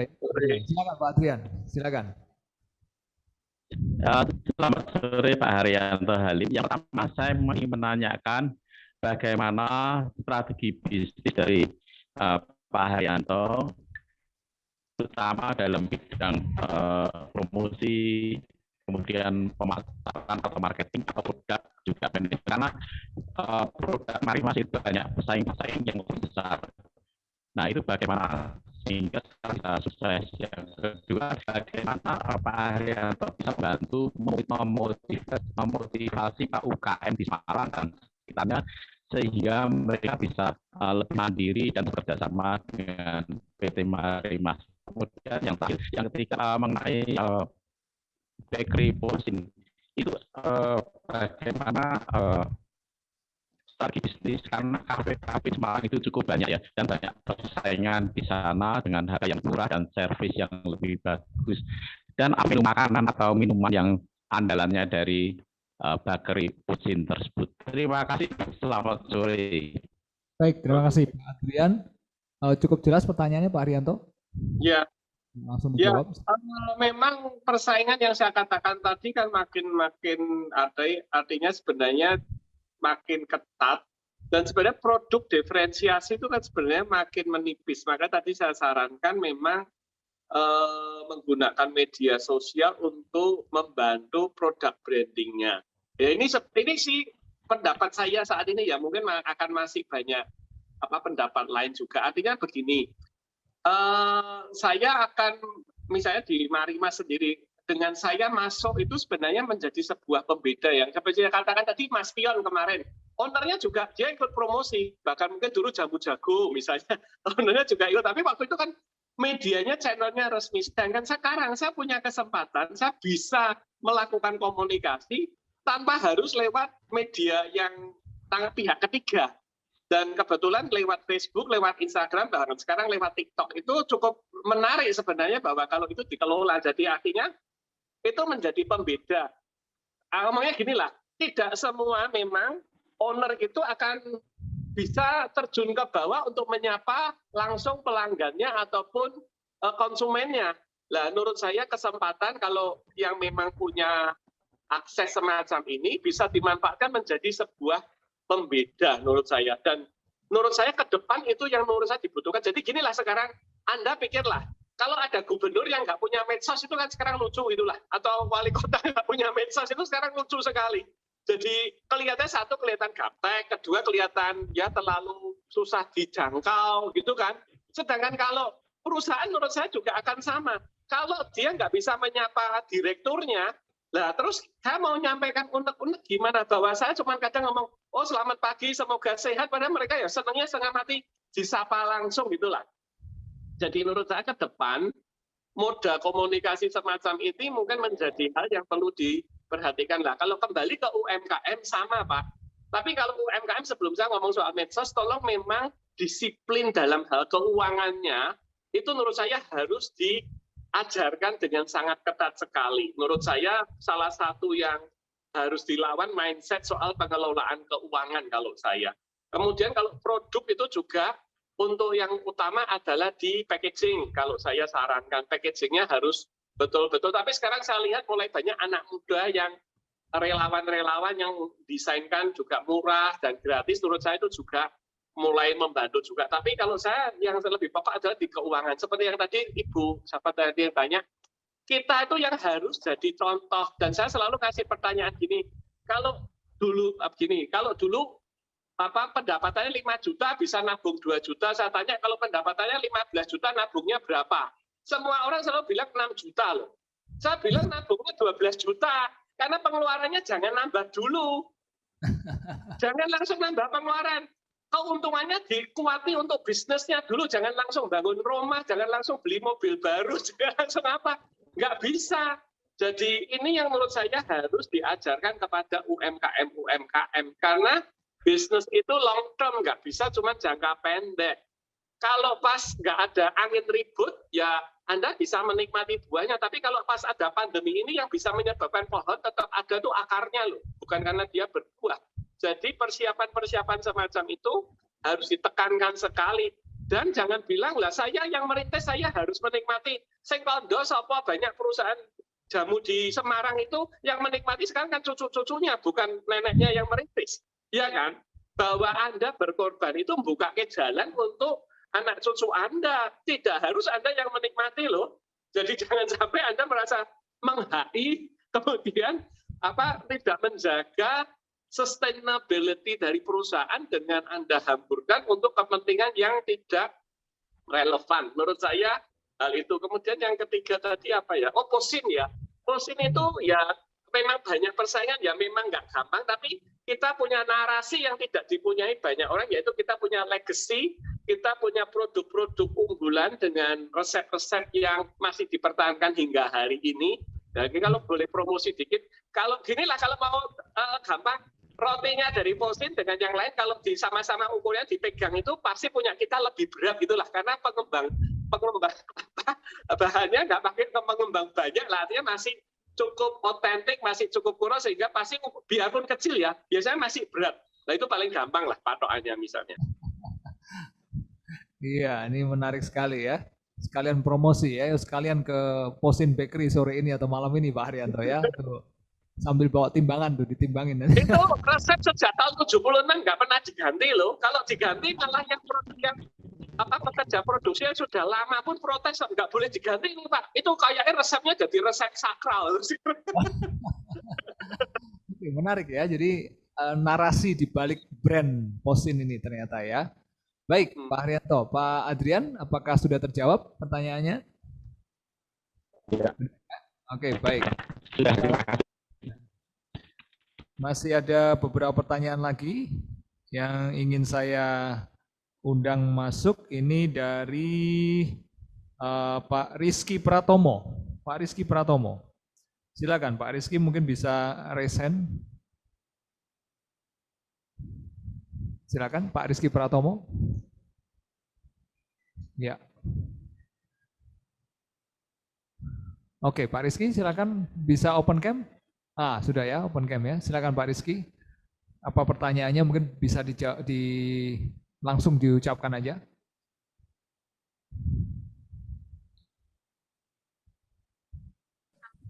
Halo.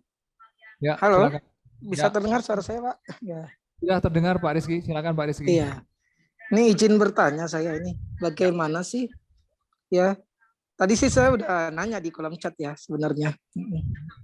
Bagaimana maksudnya untuk inovasi produk kita ini di masa pandemi ini. Nah, sedangkan untuk inovasi produk ini kan diperlukan juga biaya ya yang tidak murah ya. Nah, bagaimana strateginya agar inovasi produk yang kita lakukan di masa pandemi ini tidak memberatkan perusahaan, karena di masa pandemi ini kan juga perusahaan sedang mengalami penurunan ya. baik dari penjualan, ya pendapatan.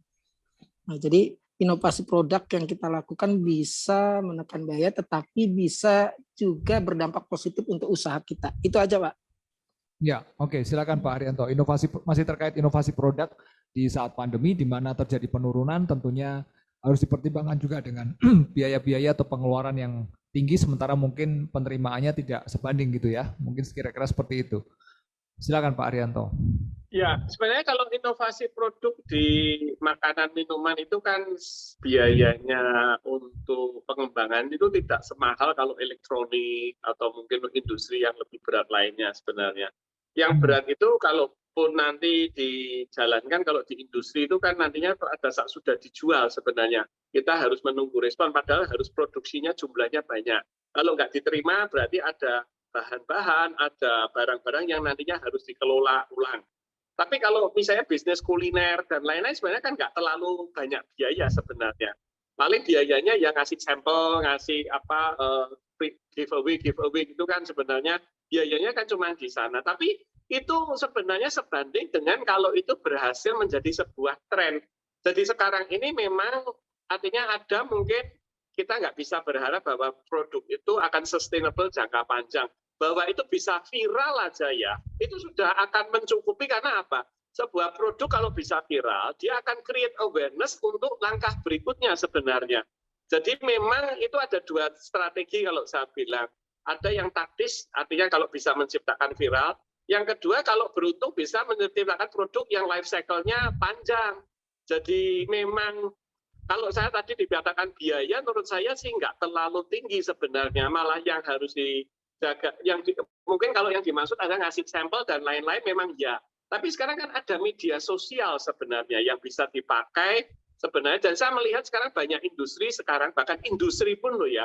Sekarang launching itu nggak langsung ke market loh. Mereka launchingnya di online dulu loh. Dilihat trennya dulu loh. Sehingga nggak akan terlalu mahal. Dan packagingnya pun beberapa saya lihat industri loh. Saya lihat ada masih pakai stiker juga. Jadi ini menjadi sebuah tren yang menarik. Bagaimana market trial itu sekarang nggak usah lewat penjualan yang langsung dengan tim sales, malah lewat online sebenarnya. Dan ini menjadi sebuah langkah yang menurut saya jauh lebih murah daripada Anda nitip-nitipkan, kemudian harus pakai Salesforce dan lain-lain, pasti jadi sangat mahal sekali.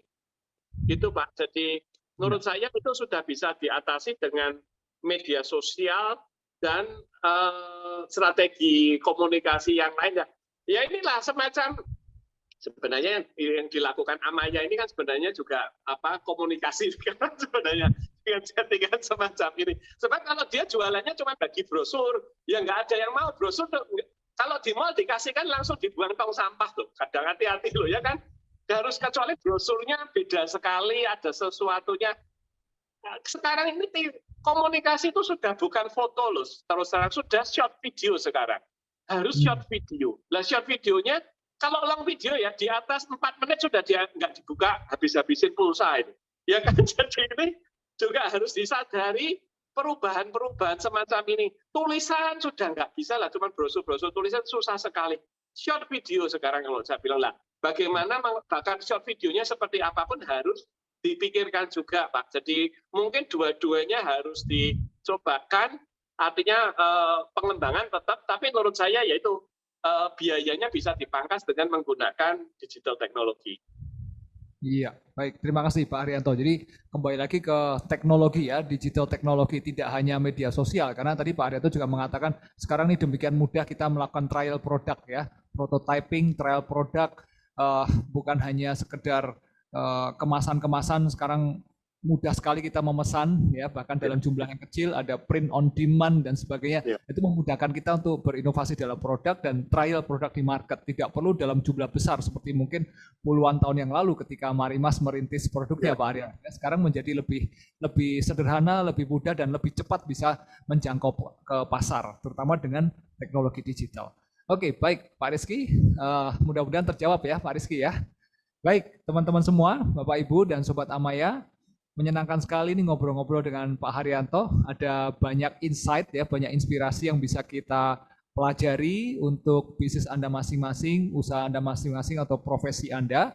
Namun jangan kemana-mana, tetap bersama Amaya Talk volume ketiga, karena setelah ini kita akan gelar beberapa kuis, pertanyaan-pertanyaan, dan ada serangkaian hadiah yang menarik dari All Stay Hotel, dari Marimas, maupun dari Kopi Janji Jiwa. Oke, jangan kemana-mana setelah pesan yang berikut ini.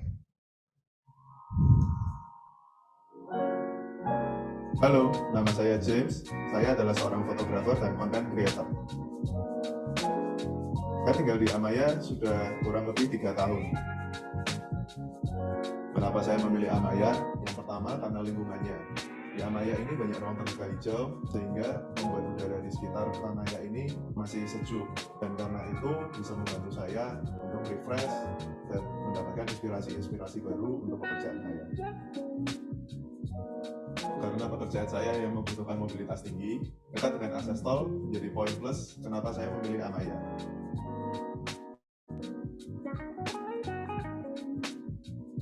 Dekat dengan tol.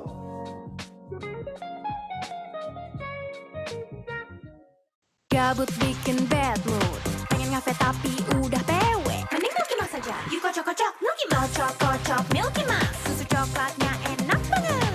Kocok-kocok Milky Mas, cappuccino-nya Italiano banget. Milky Mas bikin sendiri, atau dibikinin sama enaknya. Kocok-kocok Milky Mas, makin dikocok makin enak. Kocok-kocok, cokok-cokok-cokok. Dikocok makin mantap, makin dikocok makin ngerok. Kocok Milky Mas yuk. Halo, nama saya James. Saya adalah seorang fotografer dan content creator. Saya tinggal di Amaya sudah kurang lebih 3 tahun. Kenapa saya memilih Amaya? Yang pertama karena lingkungannya.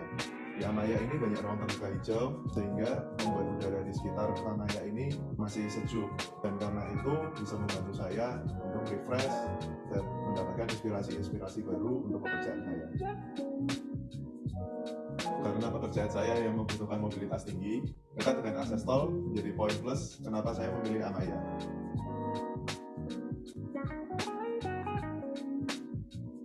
Dekat dengan tol. Oke, baik, masih di Amaya Talk volume ketiga bersama dengan narasumber Bapak Haryanto Halim, ekspansi bisnis di saat pandemi. Nah, kita udah hampir sampai di penghujung acara ya. Pak Haryanto Halim, mana nih Pak Haryanto? Ya. Oke, Pak Haryanto tadi sudah menarik sekali. Ada satu sesi kita ngobrol dan ada 2 sesi tanya jawab ya. Mungkin di sesi yang terakhir ini ada satu hal lagi yang pengen saya tanyakan. Tadi sempat ada menyinggung tentang industri jamu ya. Nah, saya lihat Marimas ini juga punya produk jamu nih kalau nggak salah ya. Apa sih namanya, jangkrik atau apa ya Mas? Jangkrik Mas atau apa ya Pak? Jangkrik Mas, ya. Mas ya. Itu gimana ceritanya bisa belok sedikit ke sana Pak Haryanto? Ya, ini agak di luar Marimas ini ya.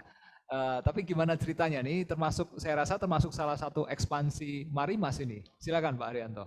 Ya, sebenarnya saya memang sudah melihat ke depan itu produk-produk fungsional akan berperan. Artinya tidak sekedar fun. Kalau Marimas kan memang fun ya, meskipun ada vitaminnya, tapi lebih ke arah fun. Tapi kalau produk fungsional itu misalnya seperti jangkrik Mas, kita juga Kongbak misalnya, multigrain rice. Kemudian juga Chiasi, produk yang sebenarnya seperti infused water sebenarnya. Jadi ke depan itu memang akan kita perbanyak lagi. Nah, kebetulan kalau yang jangkrik Mas itu kita take over dari home industry sebenarnya. Jadi jangkrik Mas itu home industry sudah sejak tahun 1958 sebenarnya. Jadi waktu kita take over itu mungkin usianya sudah 50 tahun lebih dan tidak pernah promosi tapi eksis. Dan saya memang waktu lihat produk ini, wah ini produk yang unik karena apa? Dia eksis tanpa promosi loh. Jadi berarti ada sesuatunya. Ternyata betul. Waktu kita take over, kita benahi produksinya, packagingnya. Dulunya cuma pakai kertas sampul buku yang warna coklat itu loh. Jadi sangat tradisional sekali, semuanya pakai tangan. Nah, kita perbarui. Waktu kita launching, banyak testimoni waktu kita lihat talk show di radio, bilang wah ini manjur sekali, kalau mau flu minum ini pasti sembuh gitu. Dan saya buktikan memang baik, artinya karena kita gini, pengolahan ini promosi sedikit nggak masalah ya. Silakan Pak Haryanto. Jadi kita itu hampir caranya agak konvensional, yaitu bahan rempah-rempahnya itu kita keringkan, kemudian kita giling halus, kemudian kita campur dengan gula, kita cetak. Sesederhana itu. Jadi nggak ada proses-proses kimiawi sama sekali di dalamnya. Sehingga boleh dikata ini all natural dan prosesnya sangat-sangat alami sekali. Kalau dulu memang jemurnya di matahari, kemudian nyampurnya pakai tangan. Sekarang ya jemurnya pakai oven, kemudian nyampurnya sudah pakai mesin sehingga lebih higienis. Tapi beberapa konsumen lama bilang, kok rasanya beda dengan yang dulu ya Pak? Saya bilang, lah dulu mungkin agak asin karena pakai tangan ya, nyampurnya. Ini kan semua pakai mesin, nggak ada sentuhan tangan. Jadi lebih higienis tuh yang kuno-kuno itu bisa mendeteksi bedanya kan? Atau kemudian dulu dijemur matahari kan butuh waktu lama, sehingga pasti ada proses-proses yang berubah. Dijemur di halaman terbuka, sedangkan kami di sebuah oven tertutup sehingga higienis. Jadi dengan hal itu kita pun improve, dan sekarang kita berhasil menaikkan dari waktu saya take over sampai hari ini, apalagi pada saat pandemi itu kenaikannya sampai tinggi sekali saat itu karena orang ketakutan ya, kemudian ngetop. Jadi ke depan memang produk-produk fungsional menurut saya akan menjadi sebuah andalan. Saya tetap yang tadi saya katakan seperti yang temulawak itu mungkin ke depan memang nantinya akan kita relaunch lagi, tapi mungkin dengan strategi marketing yang berbeda. Iya, baik. Terima kasih Pak Haryanto. Saya termasuk korban dari jangkrik emas ini pada waktu awal pandemi ya. Saya rajin minum itu. Tapi memang efektif kok.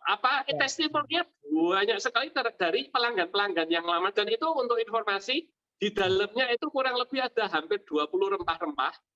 Yang ada rempah-rempah dari asli Indonesia, ada yang dari import dari China juga. Jadi memang campuran. Jadi kalau saya senang produk ini produk akulturasi budaya.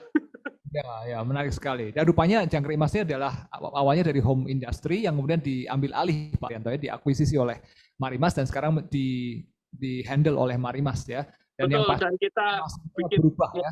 Kalau saya lihat kemasannya lebih cantik, lebih keren lah gitu kemasannya. Betul, lebih modern juga. Dan juga memang kita akan kembangkan. Sekarang kan ada yang serai, ada yang uwo, ada yang batu sauda.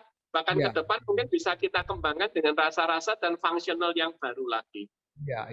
Baik. Kalau ada yang tertarik, boleh langsung ke Posin Bakery ya. Di situ ada produk jangkrik emas, itu jamu bentuknya seperti pil gitu Pak Haryanto ya. Tinggal masukkan air dan jadilah wedang yang sangat enak lah pokoknya, dan banyak khasiatnya. Produk fungsional ya Pak Haryanto ya. Ya, bukan jamu sih, lebih ke arah namanya serbat. Serbat, herbal ya Pak Haryanto ya. Ya, herbal ya. Oke. Baik, dan itu juga termasuk salah satu langkah ekspansi dari Marimas ya, dari minuman serbuk kemudian menuju ke produk fungsional, dan rupanya juga mulai merambah makanan nih sekarang Pak Haryanto ya, dengan saya lihat banyak lini produk baru di makanan dalam kemasan ya. Ada apa itu crispy itu kalau kita ke rice crackers, kemudian ada kongkap. Ya, nasi kongkap. Dan saya yakin akan masih banyak lagi inovasi-inovasi baru dari Marimas. Oke, baik. Menarik sekali. Banyak hal yang inspiratif kita dapatkan sore hari ini di malam minggu ini, menjelang malam minggu. Terima kasih sekali Pak Haryanto. Sebelum nanti kita tutup, kita akan buka dulu, kita putar dulu kuis dari Marimas ya. Saya sudah menerima pertanyaan-pertanyaannya. Teman-teman semua, Sobat Amaya, tolong bersiap-siap. Ya, dan nanti Pak Haryanto akan mengkonfirmasi apakah jawabannya benar atau salah nih. Jadi jurinya juri tunggal Pak Haryanto. Nanti pemenangnya akan dipilih oleh tim panitia, siapa yang paling cepat, paling duluan, dan juga yang paling benar jawabannya ya. Ada 5 pertanyaan dari Marimas dan akan mendapatkan 5 paket dari Marimas. Kemudian ada 2 voucher menginap di All Stay Jogja dan All Stay Semarang. Dan kemudian ada voucher Kopi Janji Jiwa yang ada di All Stay Semarang. Ini bukan kuis, tapi semua peserta ya, semua peserta mendapatkan voucher dari Janji Jiwa. Jadi tolong Anda mengisi link presensi yang sudah ada di kolom chat. Yang mengisi link itu nanti akan mendapatkan voucher dari Janji Jiwa ini. Lumayan ya. Baik, saya akan bacakan dulu pertanyaan pertama. Ini tentang Marimas. Kalau Anda tadi concern, mestinya Anda akan bisa menjawab pertanyaannya ya. Pertanyaan pertama. Ada berapa rasa Marimas sampai saat ini? Ada berapa banyak jenis atau rasa dari produk minuman serbuk Marimas saat ini? Silakan. Oke, siapa cepat dia dapat. Saya siap-siap untuk melihat jawabannya lewat WA saya yang dikirim dari tim Tribun Jateng. Oke, sudah ada jawaban masuk? Sudah? Oke. Baik. Oke, wah ini cepat sekali ya. 31. Betul sekali. Jawabannya adalah 31 jenis atau 31 rasa. Benar Pak Haryanto ya? Saya konfirmasi dulu nih. Siapa tahu tiba-tiba udah nambah satu lagi jadi 32. Benar, betul. Baik, terima kasih Pak Haryanto. Yang menjawab pertama yang menang adalah Ibu Aprilita Tanjung. Oh, ini yang pertama tadi mengajukan pertanyaan ya. Oke, selamat. Tadi ikut bertanya dan sekarang menjawab kuis. Selamat ya Ibu Aprilita Tanjung, nanti akan dikontak oleh panitia untuk mendapatkan paket dari Marimas. Baik, kemudian pertanyaan yang kedua. Siap-siap pertanyaan kedua. Sebutkan 4 varian rasa campur suka-suka dalam video kolaborasi Marimas dan Mbah Minto. Waduh, ini kalau tadi ngelihat videonya bisa jawab ya. 4 varian rasa. Ayo, silakan. Ada 4 varian rasa Marimas campur suka-suka dalam video kolaborasi tadi ya antara Marimas dan Mbah Minto. Ada yang bisa jawab? Silakan.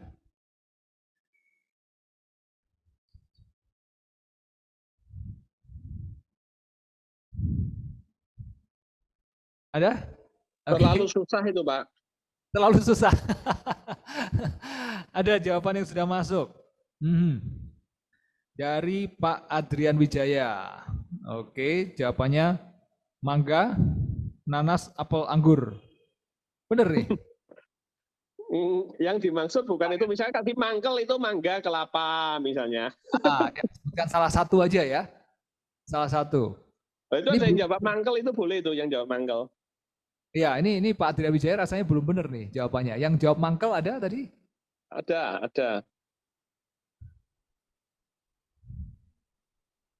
Oke, yang menjawab mangkel,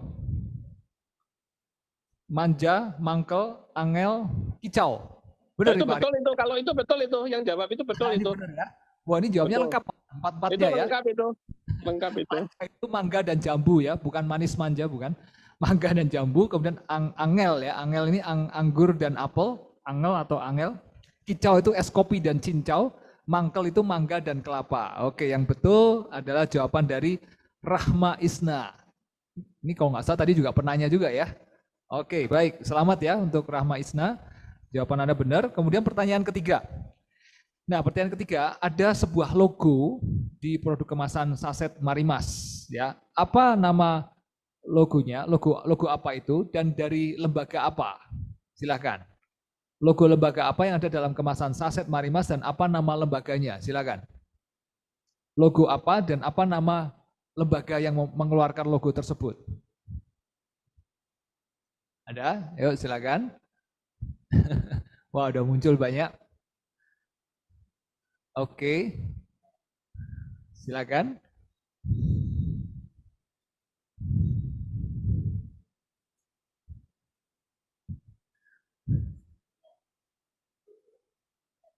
Jawabannya.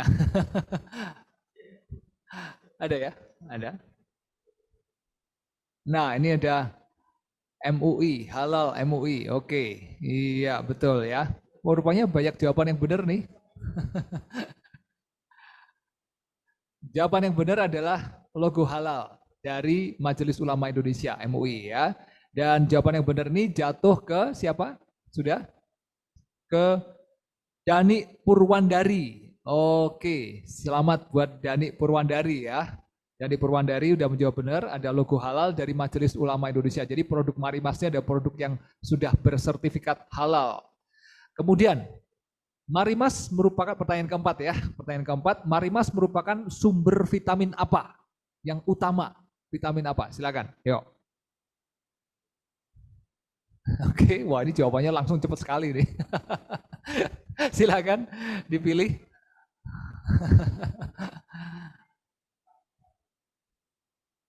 Vitamin C ya. Betul Pak Arianto ya, sumber vitamin C ya, yang terutama sekali ya. Betul. Oh, oke. Yang menjawab benar adalah Bapak Fatahillah Abdurrahman. Iya, oke. Selamat Pak Fatahillah Abdurrahman. Anda mendapatkan paket produk dari Marimas. Kemudian yang kelima, pertanyaan terakhir dari paket Marimas ya. Sebutkan varian rasa jeruk dalam Marimas. Nah, ini ada 6 nih, ada 6. Mungkin kalau bisa jawab 4 aja udah bagus ya. Silakan. 6 macam varian jeruk, varian rasa jeruk dalam Marimas. Jeruk apa aja? Wah, ini cukup menantang nih pertanyaannya ya. Sebutkan varian rasa jeruk dalam Marimas. Ada jeruk segar, jeruk manis, jeruk nipis, keprok, baby. Oke, mana yang benar? Minimal kalau bisa menyebutkan 4, saya rasa udah benar itu. Ya.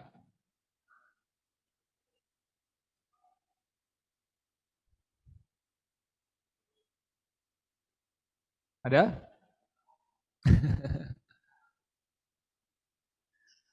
Ada jeruk nipis, ada jeruk manis, jeruk peras.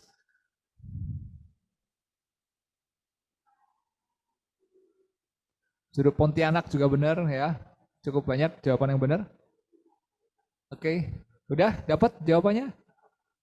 Lagi dilihat nih jawaban yang benar. Sudah ya? Oke. Jawaban yang benar dari Ibu yang menjawab nipis, manis, Pontianak, peras. Betul Pak Arianto ya? 4 jawaban ya. Nipis, manis, Pontianak, dan peras. Betul. Dan Ibu Ulfi Anggiani. Oke. Selamat buat kelima pemenang tadi yang sudah saya sebutkan namanya. Nanti panitia akan mengkontak Anda dan Anda akan menerima paket produk 5 paket produk dari Marimas. Nah, sekarang masih ada Pak Haryanto di sini. Barangkali sebelum saya persilakan Pak Haryanto untuk turun dari panggung, ada semacam closing statement dari Pak Haryanto untuk para teman-teman bisnis, teman-teman usahawan di sini. Silakan Pak Haryanto. Ya, saya seringkali mengutip ini buat penyemangat aja lah pakai bahasa Jawa, mudah-mudahan tahu semua. Akai niat, kurangi sambat, tambahi tirakat, kerja sing giat, paringi sehat, insya Allah berkat ora hianat, rezekimu meningkat. Gitu aja. Wah, luar biasa ya. Kasih tepuk tangan dulu nih buat Pak Haryanto. Pak, boleh diulangi pelan-pelan Pak. Barangkali tadi ada yang kelewatan menyimak nih. Boleh diulangi pelan-pelan. Ya, akai niat, kurangi sambat, tambahi tirakat, kerja sing giat, paringi sehat, insya Allah berkat ora hianat, rezekimu meningkat. Kalau mau tambah lagi, bojomu ora minggat. Gitu. Yang terakhir itu penting. Gitu. Kalau dapat semuanya yang terakhir. Oke, baik. Terima kasih sekali Pak Haryanto. Sore hari. Terima kasih. Bersama dengan Pak Haryanto ya, banyak inspirasi kita dapatkan dan tentunya kita belajar banyak sore hari dari Pak Haryanto Halim. Terima kasih Pak Haryanto Halim. Saya persilakan untuk meninggalkan panggung. Salam sehat semuanya. Ya, terima kasih sekali. Salam sehat Pak Haryanto. Salam untuk keluarga juga, Ibu Lisa dan juga anak-anak di rumah maupun yang ada di luar rumah. Dan untuk cucunya juga Pak Haryanto ya, sudah ada 1 cucu kan? Sama-sama Pak Hari sekarang kelihatan lebih langsing dan lebih muda. Terima kasih. Terima kasih Pak Haryanto. Baik Pak Haryanto, terima kasih sekali lagi. Sampai ketemu di kesempatan yang lain. Baik teman-teman, Sobat Amaya, kita masih berlanjut dengan kuis yang berikutnya, yaitu voucher menginap di Allstay. Ada 2 voucher, yang satu di Allstay Semarang dan Allstay Jogja. Kemudian jangan lupa sekali lagi mengisi link presensi karena akan ada voucher janji jiwa untuk semua peserta yang hadir sore hari ini. Nah, luar biasa kan? Dan saya nggak tahu nih apakah ada yang namanya Pak Imam Santoso. Masih hadir nggak nih Pak Imam? Pak Imam boleh dicari. Saya cuma ingin mengatakan saja Pak Imam ini adalah dari komunitas Forum Bisnis Semarang atau Forbis ya, sebuah komunitas di Kota Semarang yang isinya para pengusaha, para usahawan ya, baik dari UMKM maupun dari bisnis corporate. Oh, mungkin sudah meninggalkan ruangan Pak Imam, atau mungkin ada Pak Edi Kurniawan ada, atau Pak Erwin Tan Adiputro. Nah, kalau ada, maksud saya buat teman-teman yang belum mengenal Erwin Tan, ya. Bagi teman-teman yang belum mengenal komunitas Forbis, mungkin bisa ingin bergabung dengan komunitas Forbis ya, bisa menghubungi Pak Erwin Tan atau Pak Edi Kurniawan atau Pak Imam Santoso. Ya, barangkali kalau ada Pak Erwin atau Pak Edi Kurniawan di sini bisa mengetik nomor HP atau WA yang bisa dihubungi kalau ada teman-teman yang ingin bergabung di komunitas Forbis atau Forum Bisnis Semarang. Di komunitas ini kita banyak berjejaring ya, berteman, bersahabat sesama pemilik usaha, sesama profesional, dan tentunya akan banyak pembelajaran-pembelajaran bisa kita dapatkan di forum ini. Baik, kita lanjut dengan kuis yang berikutnya ya. Kita akan bagikan kuis. Oh ya, jangan lupa tanggal 3 besok 3 November ada pameran perumahan di Paragon dan Amaya Home Resort ada di situ. Buat Anda yang tertarik ya, tertarik nih, belum tentu ya, belum tentu beli sekarang kan, tapi tertarik, berminat, pengen tahu apa itu Amaya dan seperti apa perumahan Amaya, ya Anda silakan datang ke Paragon. Ada banyak penawaran-penawaran yang menarik selama masa pameran yang dimulai tanggal 3 November nanti di Paragon, dan juga ada produk baru yang akan di-launching dari Amaya Home Resort. Oke, baik. Nah, saya masih ada 2 pertanyaan untuk voucher menginap di All Stay. Oke. Nah, ini tentunya untuk Anda yang tadi menyimak video testimoni. Ya.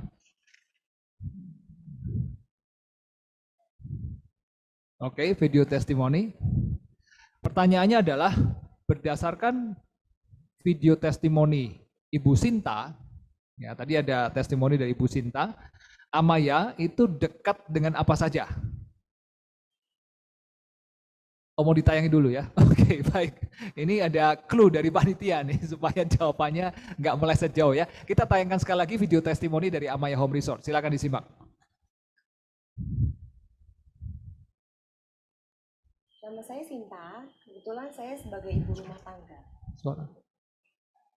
Saya awal pertama tinggal di sini bulan Mei tahun kemarin, 2020. Mungkin sekitaran 1 tahunan. Suasananya adem, bisa ya? enak. Untuk anak-anak kapasitas jalanannya juga untuk main lumayan luas. Kebetulan di sini banyak banget kayak kafe, resto, plus di depan ada praktek dokter. Jadi lumayan memudahkan saya untuk yang punya anak kecil seperti saya, itu gampang kalau misalkan terjadi ada apa-apa. Dekat juga ke Tol Ungaran, dekat juga ke rumah sakit, ada juga toko mainan, dekat makanan-makanan. Pokoknya serba fleksibel sih di sini. Pertama swimming pool. Semenjak ada swimming pool itu enak banget karena anak-anak nggak perlu jauh-jauh berenang sampai ke bawah. Jadi di sini tempatnya juga adem, swimming poolnya juga enak, ada tempat-tempat duduk-duduknya. Jadi ibu-ibunya juga nungguinnya juga nyaman. Nyaman, aman, strategis.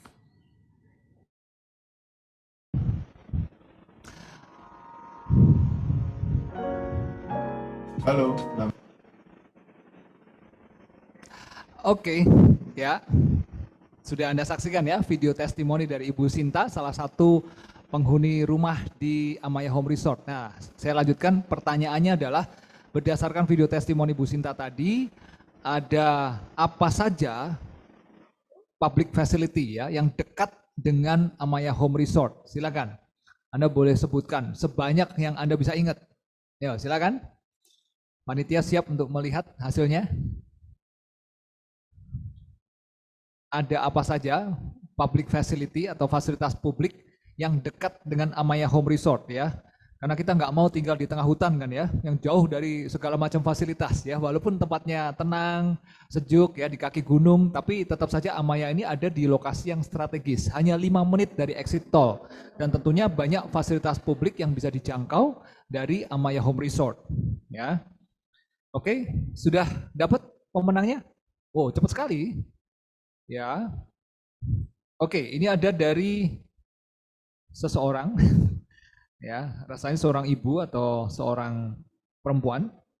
Dia menjawab, ada kafe, ada resto, ada exit tol, oke, ada klinik, ada rumah sakit, ada toko mainan. Wow, komplit ya, yaitu dari Adila Rudiana. Saya mau jawab ibu, agak khawatir kalau ternyata bukan ibu ya, mungkin masih muda ya, Kak aja saya.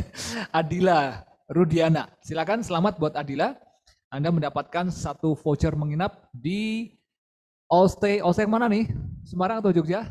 Semarang ya, Semarang duluan. Oke, Semarang duluan. Baik, selamat sekali lagi. Silakan dimanfaatkan voucher menginap di All Stay Semarang. Kemudian, pertanyaan yang kedua, ini tentunya akan mendapatkan voucher di All Stay Jogja ya, untuk berlibur di Jogja. Tadi saya mengatakan tentang pameran, ya, pameran di Paragon yang akan berlangsung berapa hari lagi. Tanggal berapa tepatnya pameran di Paragon tersebut, di mana Amaya Home Resort ikut ambil bagian. Silakan. Tanggal berapa pamerannya? Silakan. Tanggal berapa pameran perumahan yang akan ada di Paragon nanti? Dan di situ Amaya Home Resort ikut ambil bagian. Oke, sudah langsung dapat jawabannya, yaitu tanggal 3 November ya. Dan jawaban yang tepat jatuh pada Suryaning Tias. Ya, Suryaning Tias. Selamat ya. Oke, 2 voucher sudah dibagikan, yaitu voucher menginap di All Stay Semarang dan All Stay Jogja. Silakan berlibur, selamat berlibur di Jogja dan menginap di All Stay Ecotel Jogja ya. Baik, nah jangan lupa sekali lagi mengisi link presensi untuk semua peserta hari ini untuk mendapatkan voucher janji jiwa untuk semua peserta. Baik, Sobat Amaya dan teman-teman semua, acara kita sudah sampai di ujung dan jangan lupa ini adalah volume ketiga. Kita akan jumpa lagi di volume keempat di bulan November atau Desember, kita belum pastikan tanggalnya, tapi satu topik menarik akan bisa Anda simak, yaitu tentang Indonesia Business Outlook 2022. Bagaimana kondisi bisnis di Indonesia di tahun 2022 nanti. Sebuah prediksi, sebuah forecasting dari seorang pakar yang akan membuat inspirasi yang menarik untuk kita para pebisnis dan usahawan. Oke, Bapak Ibu dari Amaya Home Resort, saya Arisyo dan sampai jumpa di Amaya Talk berikutnya.